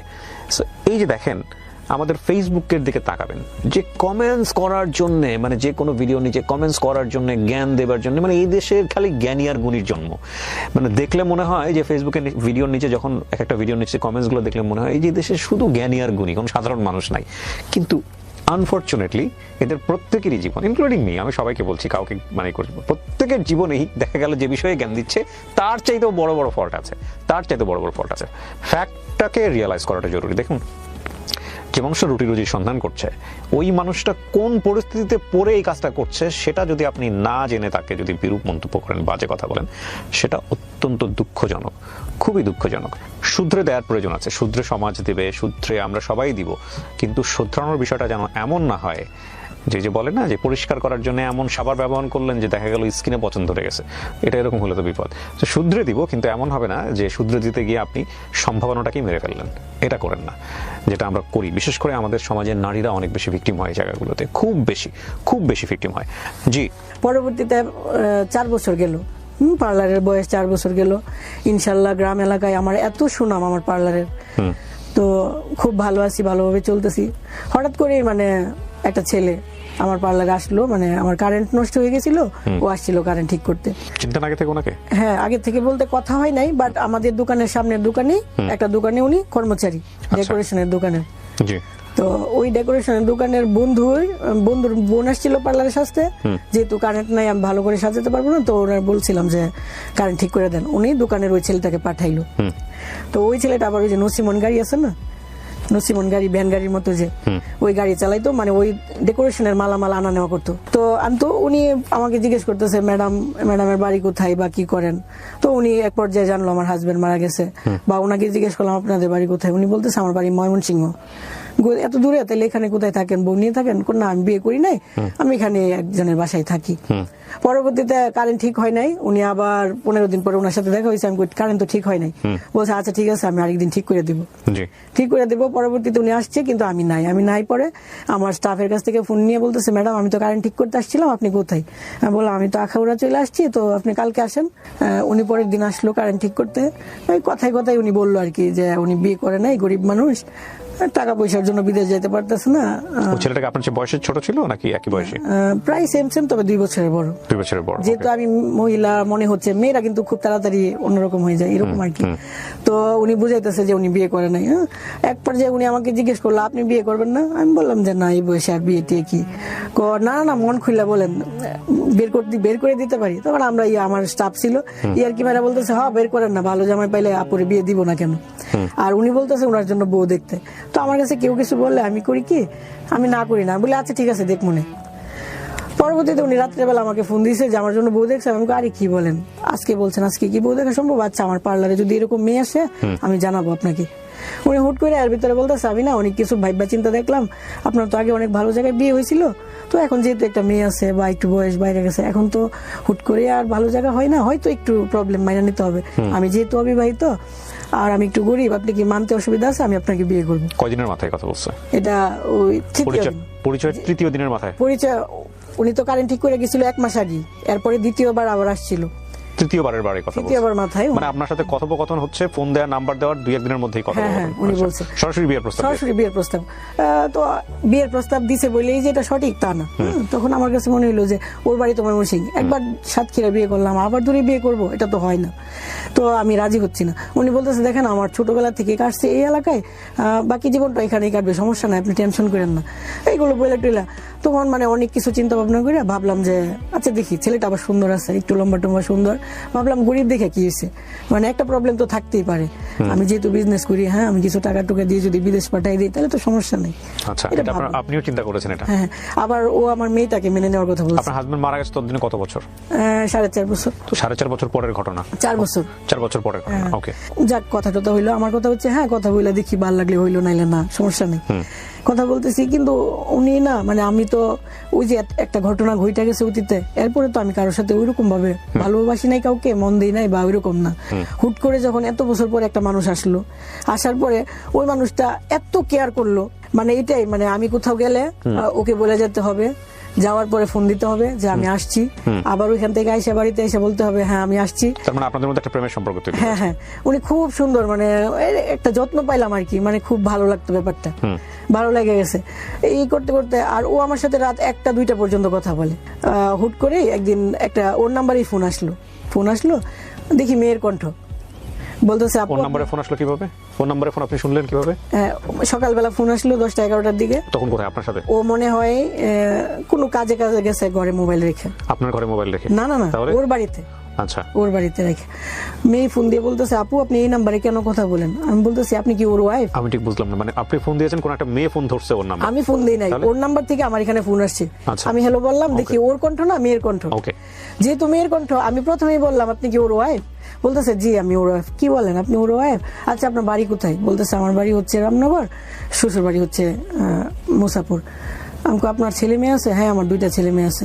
এটা সম্পর্ক ওর কতদিন পরে? সম্পর্ক হওয়ার মনে হয় 15 বা 20 দিন। 20 দিনের মাথায়? হ্যাঁ হ্যাঁ। তখন মানে আমি একদম কান্না করতেছি, ভাত খাইতেছিলাম ফোন আসার সময়, তখন আমি ভাতে 2 কিরা কাটলাম যে আর কখনো কোনোদিন কারোর সাথে কথা বলবো না। এরকম করলো মানুষটা আমার সাথে। তো আমার সামনে আমার স্টাফ আছে, ও বলতেছে আপু মানে বিশ্বাস হইতেছে না ভাইয়া এরকম। আচ্ছা ঠিক আছে ভাইয়া আসুক। 10-15 মিনিটের পরে আবার ওর নাম্বারে ফোন আসলো। আমি ধরতে চাইতেছি না, ও ধরছে। ভাইয়া আপনার ওয়াইফ ফোন দিয়েছিল, আপনি কি বিবাহিত? এরকম। আল্লাহ খেয়ে বলো সোনালি, ছি ছি ছি। আরে আমি ঘাস কাটতে যাইতেছি, তখন আমার বিয়ান বলতেছে, আমার বোনের, আমি তো বোনের বাসায় থাকি, আমার বিয়ান বলতেছে ভাই বলি ভাই ফোনটা দিয়ে যান একটু ঘাটাঘাটি করি। তো যখন মেয়ের নাম্বার দেখছে তখন ও একটু প্যাস লাগাই দিছে।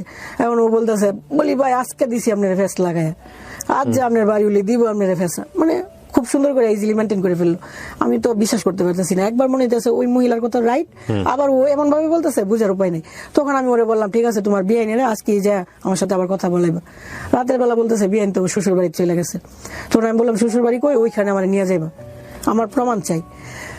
এর ভিতরে বলতেছে আচ্ছা হঠাৎ করে তো একজনের শ্বশুর বাড়ি যাওয়া যায় না, ওর শ্বশুর যদি কিছু মনে করে ও আবার হয়তো 15 দিন পরে আসবো, মানে এরকম ভাবে বুঝাইতেছে। আর ও এমন ভাবে আমার সাথে কথা বলতেছে বুঝার উপায় নাই যে ওর ওয়াইফ আছে, বাচ্চা কাচ্চা আছে। কথা বলতেছি, কথাবার্তা হইতেছে, সুন্দর রিলেশন। ও আমাকে বিয়ে করার জন্য পাগল হয়ে গেছে, বিয়ে করতে চাইতেছে। এখন আমি একবার বলতেছি বিয়ে করব নাকি না করব, এরকম ভাবে একটা সিদ্ধান্তে আসলাম যে আচ্ছা দেখি কি হয়। আমরা মনে করতেছি যে বিয়ের জন্য আগাবো। এই টাইমে হঠাৎ করে একজন আইসা বলতেছে কি যে আমার স্টাফকে বলতেছে তুমি যার সাথে প্রেম করো তার তো বউ বাচ্চা আছে। স্টাফ বলতেছে আরে আমি প্রেম করি না তো আপু, কি বলো ওনার বউ বাচ্চা আছে? আমি তো মানে অবাক, ওই যে আগে একটা ফোন, আজকে আবার এটা, ব্যাপারটা নিতে পারতেছি না। তখন আমি বললাম সজীব চল একটু তাড়াতাড়ি ওদের বাড়িতে যাই, খোঁজ খবর নেই। ওরে নিয়ে, ওই মেয়েরে নিয়ে, আরো 5 জনকে নিয়ে রিক্সা দিয়ে গিয়া পুরা এলাকা ঘুরা ওর ছবি টবি দেখায়া লাস্ট মাগরিবের সময় জানতে পারলাম যে ওর বাড়ি এটা, ওর বউকেও দেখে আসলাম, বাচ্চা কাচ্চা দেখে আসলাম, সব দেখে আসলাম। বিবাহিত? হ্যাঁ। দেখার পরে তো ওকে বিয়ে করার প্রশ্নই আসেন না। একে তো গরিব মানুষ, আরেকটা বউ বাচ্চা আছে, এখানে আমি কেন যাব? তো ওনার সাথে আমি কথা টথা বলতেছি না। উনি জোর কইরা হুট করে আমার পার্লারে ঢুকে গেছে। ঢোকার পরে আইসাই মানে বলাটা আসলে সুন্দর লাগে না, তারপরে পায়ে ধরে একবারে পা কোনোভাবেই ছাড়তেছে না। প্রায় 1 ঘন্টা কান্না করছে যে আমি তোমাকে বলতে পারি নাই। কেন বলতে পারি নাই? তোমার সাথে মিশার পরে আমি বুঝছি যে তুমি খুব ভালো।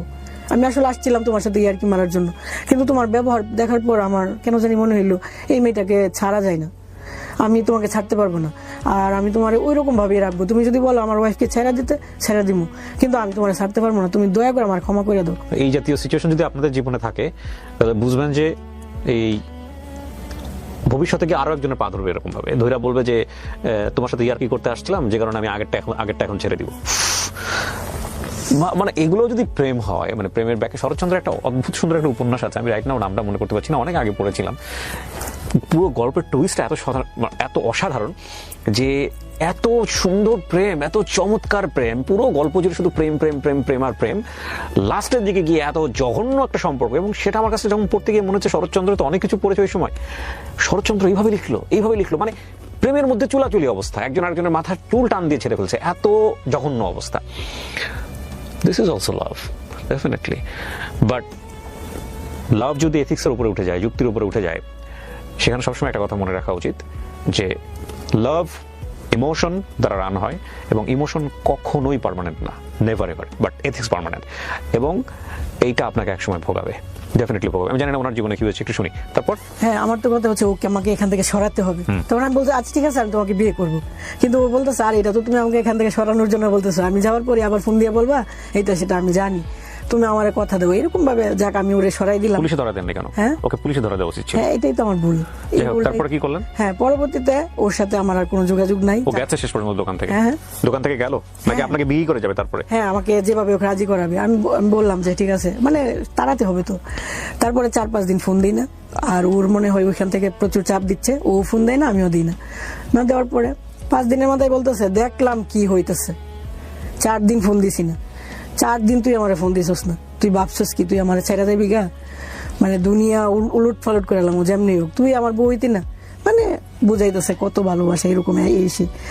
এরপরে দেখলাম যে ও ব্ল্যাকমেল করতেছে, হ্যাঁ আমি হিজড়ারে দিয়ে তোরে উঠাই নিয়ে যাবো, হিজড়ারা আইসা বলবো যে মানে এরকম ভাবে হিজড়ারে যে আমার ফোন নাম্বার দিছে, আমার ডিটেলস দিছে, এটা আবার দেখাইছে আমাকে এই মুহূর্তে। হিজড়ারা কি করবে এখানে? হিজড়ার পার্টির সাথে ওর সঙ্গে পঙ্গা আছে।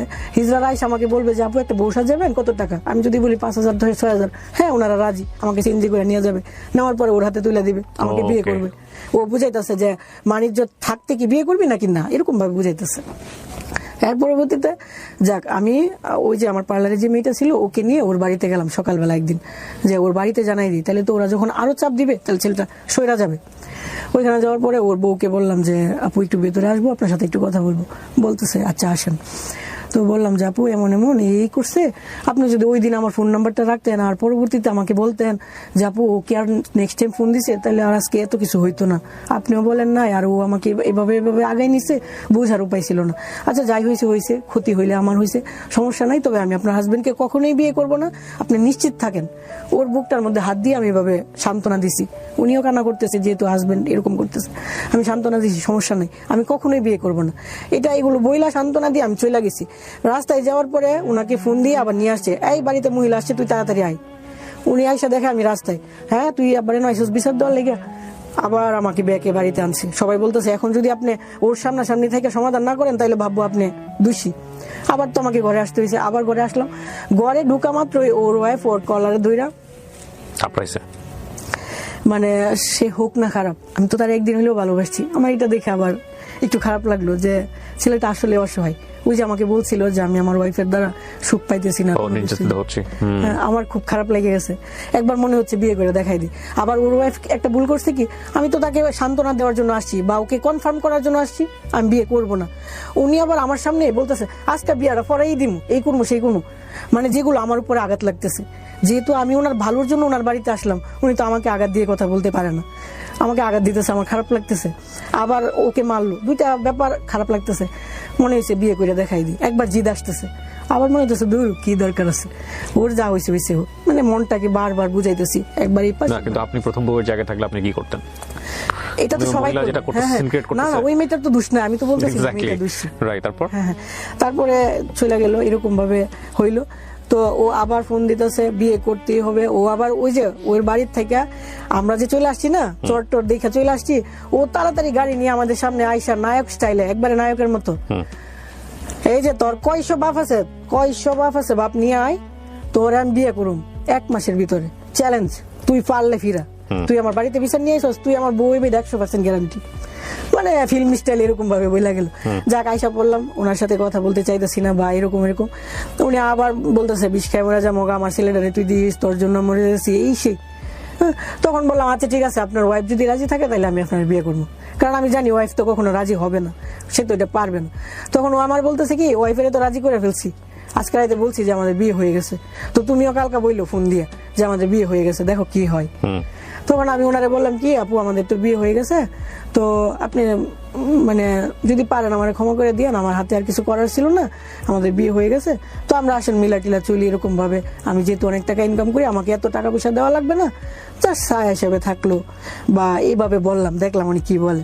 তো উনি অনেকক্ষণ ইয়ারকি টিয়ারকি মারলো, লাস্টে যখন দেখলো যে না আসলে মনে হয় বিয়ে করে ফেলছে, উনি বলতেছে আপু আপনি কি পার্লারে আছেন, আমি বলি জি, কোথায় আমি আপনার পার্লারে আসবো, এখন একটা মানুষ আসতে চাইতেছে, আমি তো না করতে পারি না, বলে আচ্ছা ঠিক আছে আসেন। আমি ভাবছি যে উনি আসবে, আইসা 2 কথা ভালো করে বলবে, তাহলে তো আবার উনি আসার পরে ওনার বাড়ি সাঙ্গু পাঙ্গু নিয়ে আইসা, মানে আমি একা আর ওনার সাথে 5 জন আমাকে যেরকম ভাবে পারে মারধর, আমার মাথার চুল অর্ধেক ছিঁড়ে ফেলছে। মানে উনি তো আইসা বলতো যে আপু সত্যি কি আপনি বিয়ে করে ফেলছেন, বা না এটা তো এটা আপনি আসলে নিজে থেকে বিপদ নিয়ে আসছেন, এটা ওনার দোষ দিলাম না, এটা আপনারই না, আমার এই যে কাহিনীটার মধ্যে বেশিরভাগই আমার দোষ, আমি বলবো না আমার দোষ না। হ্যাঁ, পরে উনি মারধর করলো, পুরা বাজারের মানুষ জানছে যে আমি ওনার বউ, আসলে কিন্তু আমাদের বিয়ে হয় নাই। পুরা রিক্সা ড্রাইভার সিএনজি ড্রাইভারের কাছে ওনারা যায় বলছে এই পার্লারের মহিলা এই সেই অমুক তমুক, মানে একদম কেমন হয়ে গেল ব্যাপারটা। তখন উনি কি করছে, আমাকে বলতেছে দেখো এরকম হয়েছে, এখন বাজারের মানুষ সবাই আমার পক্ষে, যে তোমার ইজ্জত নিয়ে টানাটানি হয়েছে, হ্যাঁ এটার একটা বিচার হবে, দরবার করবো। এখন ও আমাকে ফোন দিয়ে বলতেছে কি, দেখো এখন বাজারের মানুষ যদি, যেহেতু বলা হয়েছে যে 5 লাখ টাকা কাবিন, এখন বাজারের মানুষ আমার যেভাবে হোক 5 লাখ টাকা আদায় করবো, আমি গরিব মানুষ তুমি তো জানো, তাহলে তুমি এক কাজ করো, আমি তোমাকে 2-2.5 লাখ টাকা দিয়ে দিই, তাহলে বাজারের মানুষ হোক গুসটুস খাইলো না, বা এত ঝামেলা করে কলঙ্কিত আর হইল না। কে বলতেছে এটা? হ্যাঁ, ওই যে যার সাথে ঝামেলা, ছেলে। পরে বললো তুমি আমাদের বাড়িতে আসো, আমার আব্বা বলছে যে তোমাকে 2-2.5 লাখ টাকা দিয়ে এটার ঝামেলা মিটাই। বিয়ে হননি তো 2.5 লাখ টাকা কেন নেবেন? সবাই তো জানতেছে আমার বিয়ে হয়েছে। হ্যাঁ, তো সবাইকে বলে দেন আমরা টাকা নিয়ে নিচে কাবিনে শেষ। এটাই তো মানে এই যে আমাকে মারলো, কলঙ্কিত করলো, এটা তো একটা বিচার হওয়া দরকার। হ্যাঁ, তো এখন আপনি টাকা কেন নিচ্ছেন তাহলে? আমি তো টাকা নিব না, হ্যাঁ, এটা ও বলতেছে আর কি। হ্যাঁ। হ্যাঁ, আর ও বলতেছে তুমি ওইখানে বলবা যে আমার কোনো টাকা নেওয়ার দরকার নাই, আর আমি আর তুমি পরের দিন বিয়ে করব, যেহেতু তোমার কলঙ্ক হয়েছে। হ্যাঁ, এখানে আমার দোষ আছে, আমি বলতেছি। যেহেতু ওনারা আমাকে মারধর করছে, তখন আমি জিদের বসে আমার মনে হয়েছে যে বিয়ে করা দরকার, সুখ পাইলে পাইলাম, না পাইলে নাই, বিয়ে করব, মারলো কেন।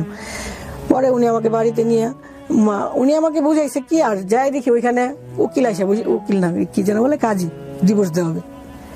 হ্যাঁ, আমি তো দেখি অবাক যে কি হইলো, মানে উনি আমার সাথে বিশ্বাসঘাতকতা করছে, ওই দিন থেকে ফার্স্ট শুরু। উনি আমাকে সিগনেচার দেওয়াইলে, উনি সিগনেচার দিল, মানে সবাই বুঝলো বিয়ে ছাড়া ডিভোর্স। হ্যাঁ, বিয়ে ছাড়া ডিভোর্স, সবাই বুঝলো ডিভোর্স হয়ে গেছে, উনিও মুক্ত। ওনারা ডিভোর্সের সময় কাবিননামা চায় নাই কাজী? উনি বুঝাইছে যে তোমার কোনো চাওয়া পাওয়া আছে, আমি বলছি না আমার কোনো চাওয়া। না, কিন্তু আপনাদের বিয়ে যদি না হয়ে থাকে তাহলে ডিভোর্স হয় কিভাবে? প্রথম কথা হচ্ছে যে কাজীর মাধ্যমে ডিভোর্স হচ্ছে, কাজী তো আপনাদের কাবিননামা চাবে, কাবিননামা কই? এগুলো কিছু চাই নাই। হ্যাঁ, উনি তো চাইলে তো এটা ব্যাখ্যা হইতো, উনি কিছুই চাই নাই, উনি জাস্ট আমাকে নাম লেখাইতেছে, এমনকি আমার আইডি কার্ডের ফটোকপিও চাই নাই।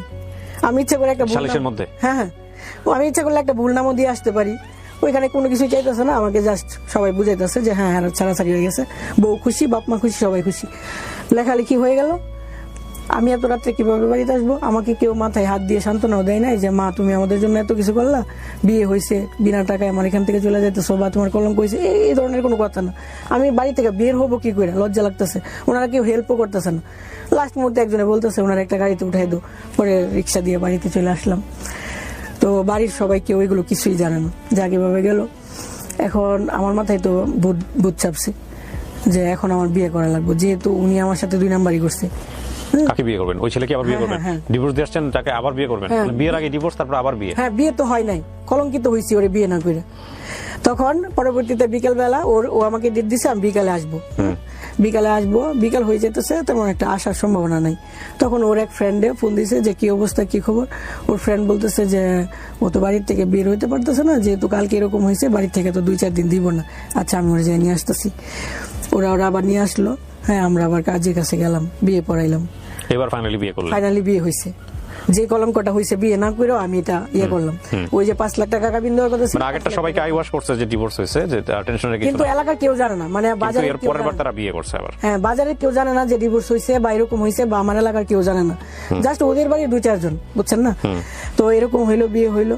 তখন মানে ব্যাপারটা চাইছিলাম যে কয়েকদিন গোপন থাকুক। তো দেখা গেল যে উনি তো আমার সাথে থাকতে গেলে ব্যাপারটা আস্তে আস্তে জানাজানি হয়ে যাবে। এই সপ্তাহখানেক কত টাকা কাবিননামা হলো? 5 লাখ টাকা। আছে কাবিননামা আপনার কাছে? কাবিননামা নাই, আমার মোবাইলে ছবি আছে। কাবিননামার ছবি আছে? জি, তারপর পরে ছবি আছে। পরে এইভাবে যাক উনি আমার কাছে আসলো সপ্তাহখানেক পরে। আসার পরে যখন 2-3 রাত একসাথে ছিলাম, বাড়ির থেকে ফোন আসতেছে, কই তুমি কেন, মানে ওরা আস্তে আস্তে সন্দেহ করা শুরু করলো। পরে ব্যাপারটা ভাবলাম যে হ্যাঁ, এভাবে লুকায়িত ভাবে সম্ভব না, জানাই দাও, যা হওয়ার হবে। পরে ও জানাই দিল যে হ্যাঁ আমরা বিয়ে করছি। পরে ওনারা আবার আসলো, আইসা বলতেছে আপু কি হয়েছে, যে হ্যাঁ এমন আগে বিয়ে হয়েছিল না, এখন হয়েছে। বললাম একবার তো মাইরা গেছেন, এখন চাইলে মারতে পারেন, আপনারা যা খুশি করেন। তো ওই দিন আর মারধর করে নাই, এগুলো শুনে ওনারা চলে গেছে। আর আমার যে পার্লারের স্টাফ, তাদের বাড়ি যাইতেছে, ওদেরকে যেন আমার পার্লারে না আসতে দেয়, মানে আমার বিজনেসটা অফ হয়ে যাক, আমার যেন আস্তে আস্তে সবকিছু কম হয়ে যাক। আপনি বিয়ে করার আগে আপনার বাবা মার সঙ্গে কথা বলছিলেন? না। পরবর্তীতে আপনার কি পরিবারের সাথে সম্পর্ক ছিল? আমার আপনি একাই থাকতেন ওই সময়টাতে? না, পরিবারের সম্পর্ক, আমি তো পরিবারে আসতেছি যাইতেছি, সবকিছু ঠিকঠাক আছে। পরিবারের বাবা মা ভাই বোন কাউকে জানাননি আপনার এই বিয়ের ব্যাপারে? হ্যাঁ, জানে। বিয়ের আগে জানতেন? হ্যাঁ, ওনারা বারবার বলতেছে যে বিয়ে করিস না, সবাই বলতেছে যে করিস না, কিন্তু আমার মাথায় ভূত চাপছে যে আমাকে মারলো কেন। ওকে, ফাইন, তারপর এটার জন্য যাক পরবর্তীতে ওনারা তো বলতেছে কেন করলি, বা করলে তো এইটা দরকার নাই, বা অনেক কিছু। তারপর আমি করছি, করার পরে উনি সব সময় আমার কাছে আসতেছে, এখানে যাইতেছে ওইখানে যাইতেছে, মানে আমার কাছে আসতেছে ওইখানে যাইতেছে, বা আমি ওইরকম ভাবে দিতেছি যাতে গুনাহ না হয়, আল্লাহ যেন না বলতে পারে যে তুমি একা কেন সবকিছু নিচ্ছ, আমার কাছে 7 দিন বা ওর কাছে 7 দিন, এভাবে আসা যাওয়া করতেছে, সবাই জানতেছে। আর ওর ওয়াইফের হাতেও তখন হয়তো বা আর সুযোগ নাই, যেহেতু ও এরকম একটা প্রতারণা করার পরে আমাকে বিয়ে করছে। হ্যাঁ, তখন ওর ওয়াইফ হয়তো ভাবতেছে হ্যাঁ আস্তে আস্তে পরে যেভাবে হোক সরা মনে, ওরা এটা মাইনা নিতেছে, আমার কাছে আসতেছে ওইখানে যাইতেছে, সবাই দেখতেছে জানতেছে, সবকিছু নর্মাল, এটা নিয়ে আর কোনো বাড়াবাড়ি হচ্ছে না। একদিন হঠাৎ করে অ্যাক্সিডেন্ট হয়ে গেল, উনি যে গাড়ি চালাইতো গাড়িটা উল্টায় পড়ে ওনার ইয়া হয়ে গেল। হওয়ার পরে ওনার রাত্রে 11টার সময়, হ্যাঁ যেহেতু প্রেম করে বিয়ে করছি ওনার প্রতি তো আলাদা একটা টান আছে, আমার খুব খারাপ লাগতেছে যে ওনারে না দেখে আমি কেমনে থাকবো। আজকে উনি অ্যাক্সিডেন্ট হয়েছে, ওনারে দেখতে গেছি, উনি বলছিল যে তুমি ওই যে কি একটা চাউমিন নাকি কি নামটা, ও রান্না করার জন্য খুব পছন্দ করতো। আমি রান্না করে রাইখা জাস্ট ফোন দিছি যে আমি রান্না করছি তুমি আসো তাড়াতাড়ি, আমি শুনি অ্যাক্সিডেন্ট। ওই জায়গায় থেকে ওই খাবারটার দিকে তাকাই আমার খারাপ লাগতেছে। যাক, ওই খাবারটা নিয়ে আমি রাত্রে 11টার সময় ওদের বাড়িতে গেলাম, ও অসুস্থ, ওকে দেখার জন্য। রাত্রে 11টার সময় ওদের এলাকার কেউ সজাগ না, জাস্ট ওর ওয়াইফ, ওর আব্বা আম্মা, মানে ওদের ফ্যামিলি, যেহেতু ও অসুস্থ হাসপাতাল থেকে বাড়িতে গেছে। যাওয়ার পরে ওনার ওয়াইফ মানে আমাকে দেখার পরে একটু রাগারাগি করতেছে, পুরো এলাকার মানুষের সজাগ বানাই ফেলছে। পুরো এলাকার মানুষরা এসে আমাকে অনেক গালাগালি করতেছে, যে মানে অনেক বাজেভাবে গালাগালি যা পারে। তারপরে আমি ওনাকে খাবারটা দিয়ে চলে আসছি যে আমি তোমার জন্য রান্না করছিলাম, তুমি যদি না খাও আমার খারাপ লাগবে, তুমি খায় নিও। তো কান্না টান্না করে চলে আসছি, তো আইসা আবার পার্লারেই ঘুমাইলাম, থাকলাম। তো এর ভিতরে উনি কি হইলো, উনি কিন্তু আমাকে কোনো বাসা করে দেয়নি, আমরা ওই যে পার্লারেই থাকতাম। আমার পার্লারে উনি একবার থেকে অভ্যাস হয়ে গেছে, ওনার কাছে মনে হলো যে আর টাকা খরচ করার দরকার নাই। উনি আমাকে কোনো হাড়ি পাতিল কিনা দেয় নাই, কোনো গ্যাসের চুলা কিনা দেয় নাই, শীত আসছে কম্বল না, মানে ওনার কাছে চাইতেছি, চাইলে বলতেছে আমি তো তোমার টাকা পয়সা দিতে পারি না, সব ইনকামের টাকা তো বাড়ি চলে যায়, কারণ বাড়ি থেকে বলা হইতেছে যে টাকা যেন ওর হাতে একটা টাকাও না দেয়। আমার হাতে কোনো টাকা দেয় না, জাস্ট সিগারেটের জন্য টাকা দেয়, কারণ আমি তোমাকে কিভাবে দিব, এভাবে বলতেছে। যাক, আমিও বিশ্বাস করতাম, আমার ইনকামের টাকা দিয়ে চলতাম ফিরতাম এভাবে। একটা সময় যখন নাকি নভেম্বর ডিসেম্বর আসলো, শীতকালে ওর আলাদা একটা ইনকাম হয়, যে ডেকোরেশনের কাজে তো ওই যে ওয়াজ মাহফিল হয় না, ওয়াজ মাহফিলের রাত্রের বেলা যখন ওয়াজ হয় তখন আলাদা একটা ইনকাম হয়। ওই যে ইনকাম হয় ওই টাকাটা কিন্তু ওর বাড়িতে যাচ্ছে না, ওইটা ওর হাতে আসছে। এরপরেও যখন ও আমাকে টাকা না দিচ্ছে বা কিছু দিচ্ছে না, তখন আমার কিছুটা সন্দেহ হলো যে ব্যাপার কি। অবশ্য মুখ দিয়ে আপনি যেরকম ওই যে শরৎচন্দ্র চট্টোপাধ্যায়ের কথা বলতেছেন না, এত আদর করে, এত আদর যা বুঝার উপায় নাই যে ও আসলে ওইরকম কিনা, খুব আদর করে। আমরা খুব হ্যাপি, বোঝা যাইতেছে, সবাই দেখতেছে আমরা খুব হ্যাপি। তখন থেকে বলতেছি না আমি আর সংসারটা করবো না, বা আমার যে 5 লাখ টাকার কামিন আমি এটাও চাই না, আমি নিজে থেকে সরে যাবো। এটা বলা মাত্রই মানে মারধরের একটা লিমিট ছাড়া মারধর। আমার এই গাল দুইটা মনে হয় আজকে 5 মাস যাবত মায়ের খাইতে খাইতে মানে অবস্থা খুব খারাপ, প্রচুর মারধর করে। মানে তুই চলে যাবি কেন, তোর বিয়ে করছি, তুই আমার কষ্টের দিনে ছিলি, তুই আমার সুখের দিনে থাকবি, এতগুলো মার মারতেছে।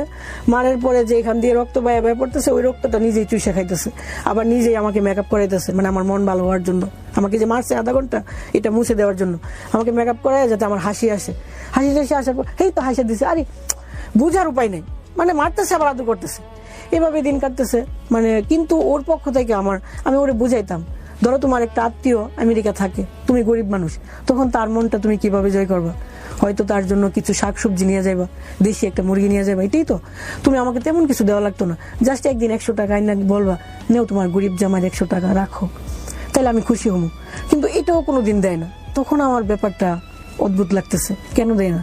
তার মানে কি সে চাইতেছে ওরে আস্তে আস্তে অত্যাচার করবো, ও চলে যাবে, এরকমই তো। এরকম করতেছে, আবার মারে, একটা কিছু হইলে কিছু বলতে পারি না, একটু 19-20 কথাটা একটু হইলো আবার মারলো, আবার আদর করতেছে। বুঝার উপায় নেই। তো আমি বাড়ি চলে গেলে 10 মিনিটের ভিতরে যদি না আইসস তোরে যে কি করুম, বুঝাইতেছে খুব প্রেম, আমাকে ছাড়া তার চলতেছেই না। আবার রাগ টাক বুঝলে আবার চলে আসতাম, এরকম ভাবে চলতেছে। এই করতে করতে ওর কিছু প্রতারণা আমার চোখের সামনে পড়লো। ও বিদেশ চলে যাবে আমাকে না জানায়, পাসপোর্ট টাসপোর্ট সব রেডি, একটা কিসের কাগজের জন্য যাওয়া হয় নাই। ও আমাকে আইসা বলতেছে জানো আমি যে তোমার সাথে প্রতারণা করছিলাম আজকে সব বলবো। কি প্রতারণা? কই যে দেখো আমি বিদেশ চলে যেতেছিলাম, কিন্তু একটা কাগজের জন্য হয় নাই, আমি হয়তো সপ্তাহখানেকের ভিতরে চলে যেতাম। তখন আমি এমন কান্না শুরু করছি, বলতেছে একটা শুনেই কান্না করতেছো, আরো তো অনেক কিছু ছিল, থাক আর ওইগুলো বললাম না। তখন তো বুঝলাম যে মানুষটা আমার রেখে বিদেশ চলে যাবো, মানে হচ্ছে ওই যে আমার 5 লাখ টাকা কাবিন দেওয়া লাগলো না, বিদেশ চলে গেলে আমাকে খরচা দিল না, একটা সময় তো আমি এইভাবেই চলে যাবো। ব্যাপারটা এরকম দাঁড়াইলো। এরকম ভাবে আস্তে আস্তে প্রতারণাগুলো সামনে আসলো। আমি বুঝতে থাকলাম যে না, মানুষটা দেখা যায় অন্যরকম। আঘাত পাইতে পাইতে, কষ্ট পাইতে পাইতে মনে হলো যে না, আমি তো আসলে টাকার বিনিময়ে তার জন্য আসি নাই। আমার খুব মায়া লাগছিল। গরিব বইলা তাকে ভালোবাসতাম, বাড়ি থেকে মাংস রান্না করে না খাওয়াইতাম। ওই যে ময়মনসিংহের ছেলে, গরিব মানুষ কি না কি খায়, খুব মায়া করে ভালোবাসতাম। তো সিম্পিটি চলে আসছিল অতিরিক্ত। ওই মানুষটাকে আমি একটা নসিমন ড্রাইভারকে বিয়ে করছি, টাকা পয়সা দেখা না, ও তো গরিব। আমি জাস্ট ভালোবাসার জন্য বিয়ে করছি। এখন যখন প্রতারণা, আমি কিভাবে থাকবো এখানে, দরকার নাই। আমি নিজের থেকে ওকে আবার ডিভোর্স দিয়ে চলে আসছি। এর ভিতরে 1 লাখ টাকাও দিছি। কবে ডিভোর্স দিয়েছেন? ডিভোর্স দিছি ঈদের 2-4 দিন পরে। কোরবানির ঈদের? না, রোজার ঈদের। আচ্ছা। ডিভোর্স দেওয়ার 7 থেকে 8 দিন আগে 1 লাখ টাকাও দিছি আমি। টাকা দিছি, তুমি উঠার জন্য উঠো, দোয়া থাকবে, সমস্যা নেই। দিয়ে আসলাম।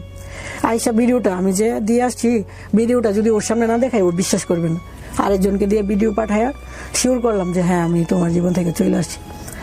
আমি জানি ও রাগ করে আর কখনো আসবে না। সাথে সাথে আমি মাগরিবের সময় ডিভোর্স দিয়ে চলে আসছি। ও রাত 8টার সময় আমার বাড়ির সামনে দাঁড়ানো, ফোন দিতেছে, ঘর থেকে বাইরো, তুই কাপড় নিয়ে বাইরো, তুই দিয়ে ফোন দিয়ে কি হয়েছে, বেডি মানুষ দিলে কিচ্ছু হয় না, আমি তো আর দিছি না, বাইরে কইছি। আমি আর কি বলেন এগুলো, ফোন রাখেন। ফোন আর ধরতেছি না, টুস করে ঘরের ভিতর ঢুকে গেছে। আমার বোন এখানে বসা, আম্মা বসা। আম্মা আব্বার সাথে ঝগড়া করে, আব্বা নাই, আম্মার সাথে আমার বোনের সাথে ঝগড়া টগড়া করে, এই আপনার মেয়েরে কি আমি দিছি? হ্যাঁ, আপনার মেয়ে ডিভোর্স দিয়ে পড়ছে, আমি আপনার মেয়েরে নিতে আসছি। বুঝাইতেছে খুব ভালোবাসা। আমার আব্বা আমার মা বলতে ভাবতেছে, হ্যাঁ, ছেলেটা যেহেতু এত কিছুর পরে আসছে, তার মানে মনে হয় সংসার করার জন্যই আসছে। ও আমাকে বললো আগামী শুক্রবারে আমরা বিয়ে করবো। 2-3 দিন পরেই শুক্রবারে বললাম আজকে না, বলে মূল্য আনবেন। বলতেছে আজকে তো টায়ার্ড, আচ্ছা অন্যদিন। তখন মনে হইলো কি যে প্রতারণা করতেছে মনে হয়। আচ্ছা ঠিক আছে, একটা মূল্যায়ন না যদি আবার 2 কথা বলি, তার মানেই যে আমার লাইফটা সেটেল হয়ে যাবে তা তো না। ঠিক আছে, আর কয়দিন দেখি। আর কয়দিন দেখতে দেখতে মনে হইতেছে কি না, এমনই, ও চেঞ্জ হবে না। তুই যে আমার কষ্ট দিয়ে চলে গেছিলি, ওই কষ্টটা আবার তোকে আমি দিমু, এই জন্য তোকে ফেরত আনছি। আবার চলে গেছি যে না ঠিক আছে, ওকে কষ্ট দিছো তো, হ্যাঁ আমি কষ্ট পাইছি। আবার বলতেছে তোর এত বড় সাহস। আমি তো এগুলো বলি তোর মন পরীক্ষা করার জন্য। মানে কি বলবো ভাই, এত মার ধর, এত কিছু। তারপরে এইভাবে চলতেছে এই যে আজকে 2 মাস। হ্যাঁ, বিয়ে ডিভোর্সের পরে ওর সাথে থাকতেছি। অনেক অন্যায় এটা, লোকে সবাই শুনতেছে, জানতেছে, আমাকে নোংরা কথা বলবে, কিন্তু আমি সেকেন্ড চান্স নেওয়ার চেষ্টা করছি। যেহেতু আমাকে বুঝাইছে, আমি তোকে একটা সুযোগ দিচ্ছি। আজ অব্দি না, 1 বছরের ভিতরে আমাকে একটা জামাও কিনে দেয় না। শুনেন, আপনি একটা কথা বলি, মানে ওভারলোড হয়ে যাচ্ছে আমরা আসলে। আপনার বর্তমান বয়স আপনি কত বলেছেন? 30+। 30+এর মানুষের জীবনে এগুলো ভুল, এটা অন্যায়, এটা ক্রাইম।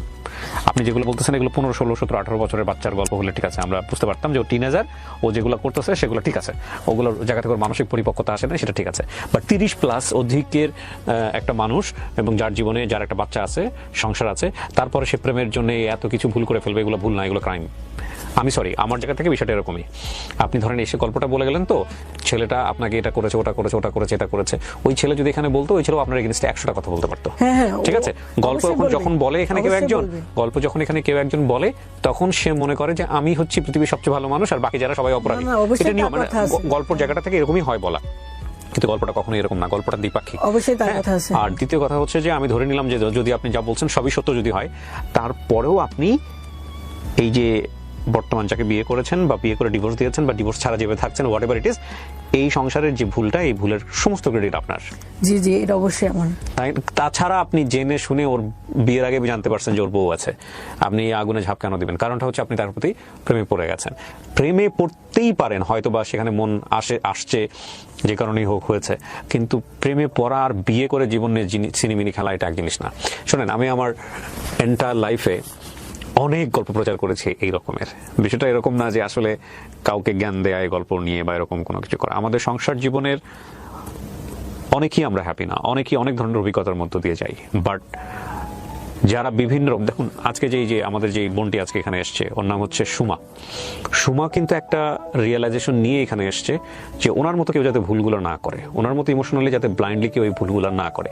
একটা পার্ট পর্যন্ত ওনার জীবনে যে ঘটনাটা ঘটে গেছে, বিশেষ করে ওই যে আপনার সেই সময়টাতে প্রায় 13 থেকে 14 বছর আগে একটা ভিডিও নিয়ে ওনার জীবনে যে ঘটনাটা ঘটে গেছে, এবং সেখান থেকে ফিরে এসে নিজের জীবনে দাঁড়ানোর যে চেষ্টাটা, একটা সংসার জীবন, এই পর্যন্ত দেখেন, এই পর্যন্ত এই গল্পের এই জায়গাটা অসম্ভব রকম রেসপেক্টের একটা গল্প। একটা যুদ্ধে একটা মেয়েকে সামাজিকতার মানে বলা যেতে পারে রক্তচক্ষু উপেক্ষা করে নিজেকে টিকিয়ে রাখার যে গল্পটা, এটা একটা প্রচন্ড শ্রদ্ধার সম্মানের একটা গল্প। কিন্তু এই মানুষটাই জীবনের একটা পর্যায়ে এসে যখন এমন একজন মানুষের সাথে ফল ইন হচ্ছে, প্রেমে পড়ছে, একটা ভালোবাসার সম্পর্ক তৈরি হচ্ছে, হাজব্যান্ড ওয়াইফের সম্পর্ক তৈরি হচ্ছে, আবার হচ্ছে না, আবার সেখান থেকে বের হয়ে আসছে, এই যে ব্যাপারগুলা, এইগুলা টিনেজ বয়সে অনেক সময় মানা যায়, কিন্তু এক বাচ্চার মা হয়ে একটা পরিণত জীবনে এক্সপিরিয়েন্সে এসে প্রেম আমাদেরকে এরকম সেকেন্ড করে দিলে সেটা নিঃসন্দেহে আমাদের জন্য অত্যন্ত কষ্টকর। আমি শুধু আপনাকে একটা জিনিস প্রশ্ন করি, আপনি গল্পটা কেন বললেন বলেন তো সামাজিক যোগাযোগ মাধ্যমে? মানে আপনি আসলে ইন্টেনশনটা কি আপনার গল্পটা বলে? আপনার এই গল্প থেকে মানুষ কি শিখতে পারে আসলে? আচ্ছা, মানে যে গল্পটা বলতেছিলাম, আর জাস্ট 2 লাইন বলি, আর জাস্ট 2 লাইন। আপনি 2 লাইন বলেন, কিন্তু 2 লাইনে কিছু থাকবে না, আমি বলার সুযোগ দিচ্ছি আপনাকে, বলেন, সমস্যা আচ্ছা নেই। ঠিক আছে। উনি আমাকে ঈদের মধ্যে বুঝাইতেছে যে টাকা টুকা নাই, জামা কাপড় দেয় নাই। হ্যাঁ, উনি বুঝাইতেছে যে কুরবানিও দিবে না। এখন আমার মনে হচ্ছে আমাকে বিয়ে করার পর জীবনে প্রথম যদি উনি কুরবানি না দেয়, তাহলে হয়তো আমাকে নিজেকে অলক্ষী মনে হতে পারে। আমি আমার বোন জামাইয়ের কাছ থেকে 20,000 টাকা আইনা দিয়া ওরে বললাম যে হ্যাঁ, তুমি সাথে কিছু টাকা দিয়ে বাড়িতে কুরবানি দাও। কে বলছে আপনাকে এটা? এটা আমার ধর্মে আছে? আপনার হাজবেন্ডের যদি সামর্থ্য না থাকে দিবেন না, শেষ। এই অলক্ষী মনে হওয়ার কি আছে? বউয়ের সাথে কি সম্পর্ক? এই যে একবারে আমরা মনে করি, এটাও একটা সমস্যা। যাই হোক, হ্যাঁ, তারপরে পরে উনি কি করলো, 20,000 টাকা নিয়ে উনি আমার বুঝাইছে, আচ্ছা ঠিক আছে, একটা খাসি আনমনে আইনা তোমার এখানে কুরবানি দিব। তখন তো আপনার সে স্বামী না? হ্যাঁ, না না। তারপরে করলো, এটা করার পরে উনি 2-3 বাজার ঘুরে আমাকে বুঝাইলো, আমি খাসি টাসি পাই নাই, টাকা আইনা ফেরত দিয়ে দিছে। হ্যাঁ, ঈদের আগের দিন রাত্রে আমাকে রাইখা চলে যেতেছে, বলতেছে যে আমি বাড়িতে যেতেছি, তুমি থাকো। ঈদের কোনো বাজার টাজার কিছু করে দেয় নাই, কিছুই না, উনি চলে গেল। আপনার 2 মিনিট হয়ে গেছে, আমি জানি আপনি শুধু অভিযোগই বলতে থাকবেন আপনার এই তাকে নিয়ে। দরকার নাই তো, যেখানে ভুলটাই আপনার তার অভিযোগ দিয়ে আমরা কি করব বলেন? এখানে কিন্তু আগাগোড়ায় ভুলটাই আপনারই, আপনি সেটা স্বীকার করেন? হ্যাঁ হ্যাঁ, অবশ্যই। যদি স্বীকার করেন, তাহলে মূল কথা হচ্ছে যে ঘরের দরজাটা বন্ধ থাকার কথা ছিল, সেই ঘরের দরজায় এমন একজন এসে টকটক করছে, আপনি জানতেন সে ঘরের মধ্যে ঢুকলে সে একটা ক্রাইম করবে। সে ঘরের মধ্যে ঢোকা মানে হচ্ছে আপনার ঘরটাকে নষ্ট করে দেওয়া, ছিন্ন বিচ্ছিন্ন করে দেওয়া। আপনি এটা জানতেন দরজাটা খোলা রাখে। এরপর যদি আপনি দরজাটা খোলেন, সেই অপরাধটা কি আপনার না ওর? আপনি আমার কাছে এই প্রশ্ন, পুরাটাই আমার। আপনার না? তাহলে আর ওকে অভিযোগ দিয়ে লাভটা কি? ওর বিরুদ্ধে আর বলে লাভটা কি? না না, বলে লাভ নাই, কিন্তু এটাই যে আমি যে ভুলগুলো করছি, এই যে বুকামি, এত কিছু লাইফে, এত ধাক্কা খাওয়ার পরেও কিছু শিখতে পারি নাই, বুঝতে পারি নাই। এখন যখন আবার রাস্তা দিয়ে হাঁটবো, একটা তো ঘটনা আছে, একটা হাজবেন্ড। আপনাকে একটা প্রশ্ন করি, আপনি একটা সৎ একটা উত্তর দিন। হ্যাঁ, একদম মন থেকে, আমি বিশ্বাস করি আপনি সেই উত্তরটা দিবেন। আপনি ওকে ভালোবাসেন এখনো? জি, ভালোবাসি। দ্যাট ইজ দ্য, মানে গল্পের যদি লেসন বলেন তাহলে এটা হচ্ছে লেসন। যে মানুষটাকে সে এখনো ভালোবাসে, সেই মানুষটার সম্পর্কে সেখানে বসে অভিযোগের পর অভিযোগ বলে যাচ্ছে। ফ্যাক্ট হচ্ছে কি, আমরা আসলেই সত্য কথা বলতে, লাভ কোনটা, লাভের সাথে রেসপেক্ট কোনটা, এবং লাভের জায়গাটা থেকে আসলে কতটুকু আমাদের জীবনে রেসপেক্টের একটা জায়গা থেকে চর্চা করা উচিত, সেইটা আমরা আসলে বুঝি না। আমরা আসলে কেউই বুঝি না। যে মানুষটাকে আমি লাভ করি, সেই মানুষটাকে আমি কেন অসম্মান করব? অ্যান্ড উই ডু অ্যাকচুয়ালি লাভ করার পরেও করি, মানে কষ্টের জায়গা থেকে করি, অভিমানের জায়গা থেকে করি, বিভিন্নভাবে করি। হ্যাঁ, বিভিন্নভাবে করি। আর দ্বিতীয় কথা হচ্ছে, উনি এখনও তাকে ভালোবাসেন বলেই এগুলো করে যাচ্ছেন এইভাবে। তো আর ওই যে একটা কথা আছে না, যে কে জানি বলেছিল, everything is fair in love and war. মানে এটা যেমন সত্য, তেমনি এটা একটা বিধ্বংসী কথা। কারণ এই ইমোশনটা খুবই পার্টিকুলার একটা টাইমের জন্য, খুবই লিমিটেড একটা টাইমের জন্য।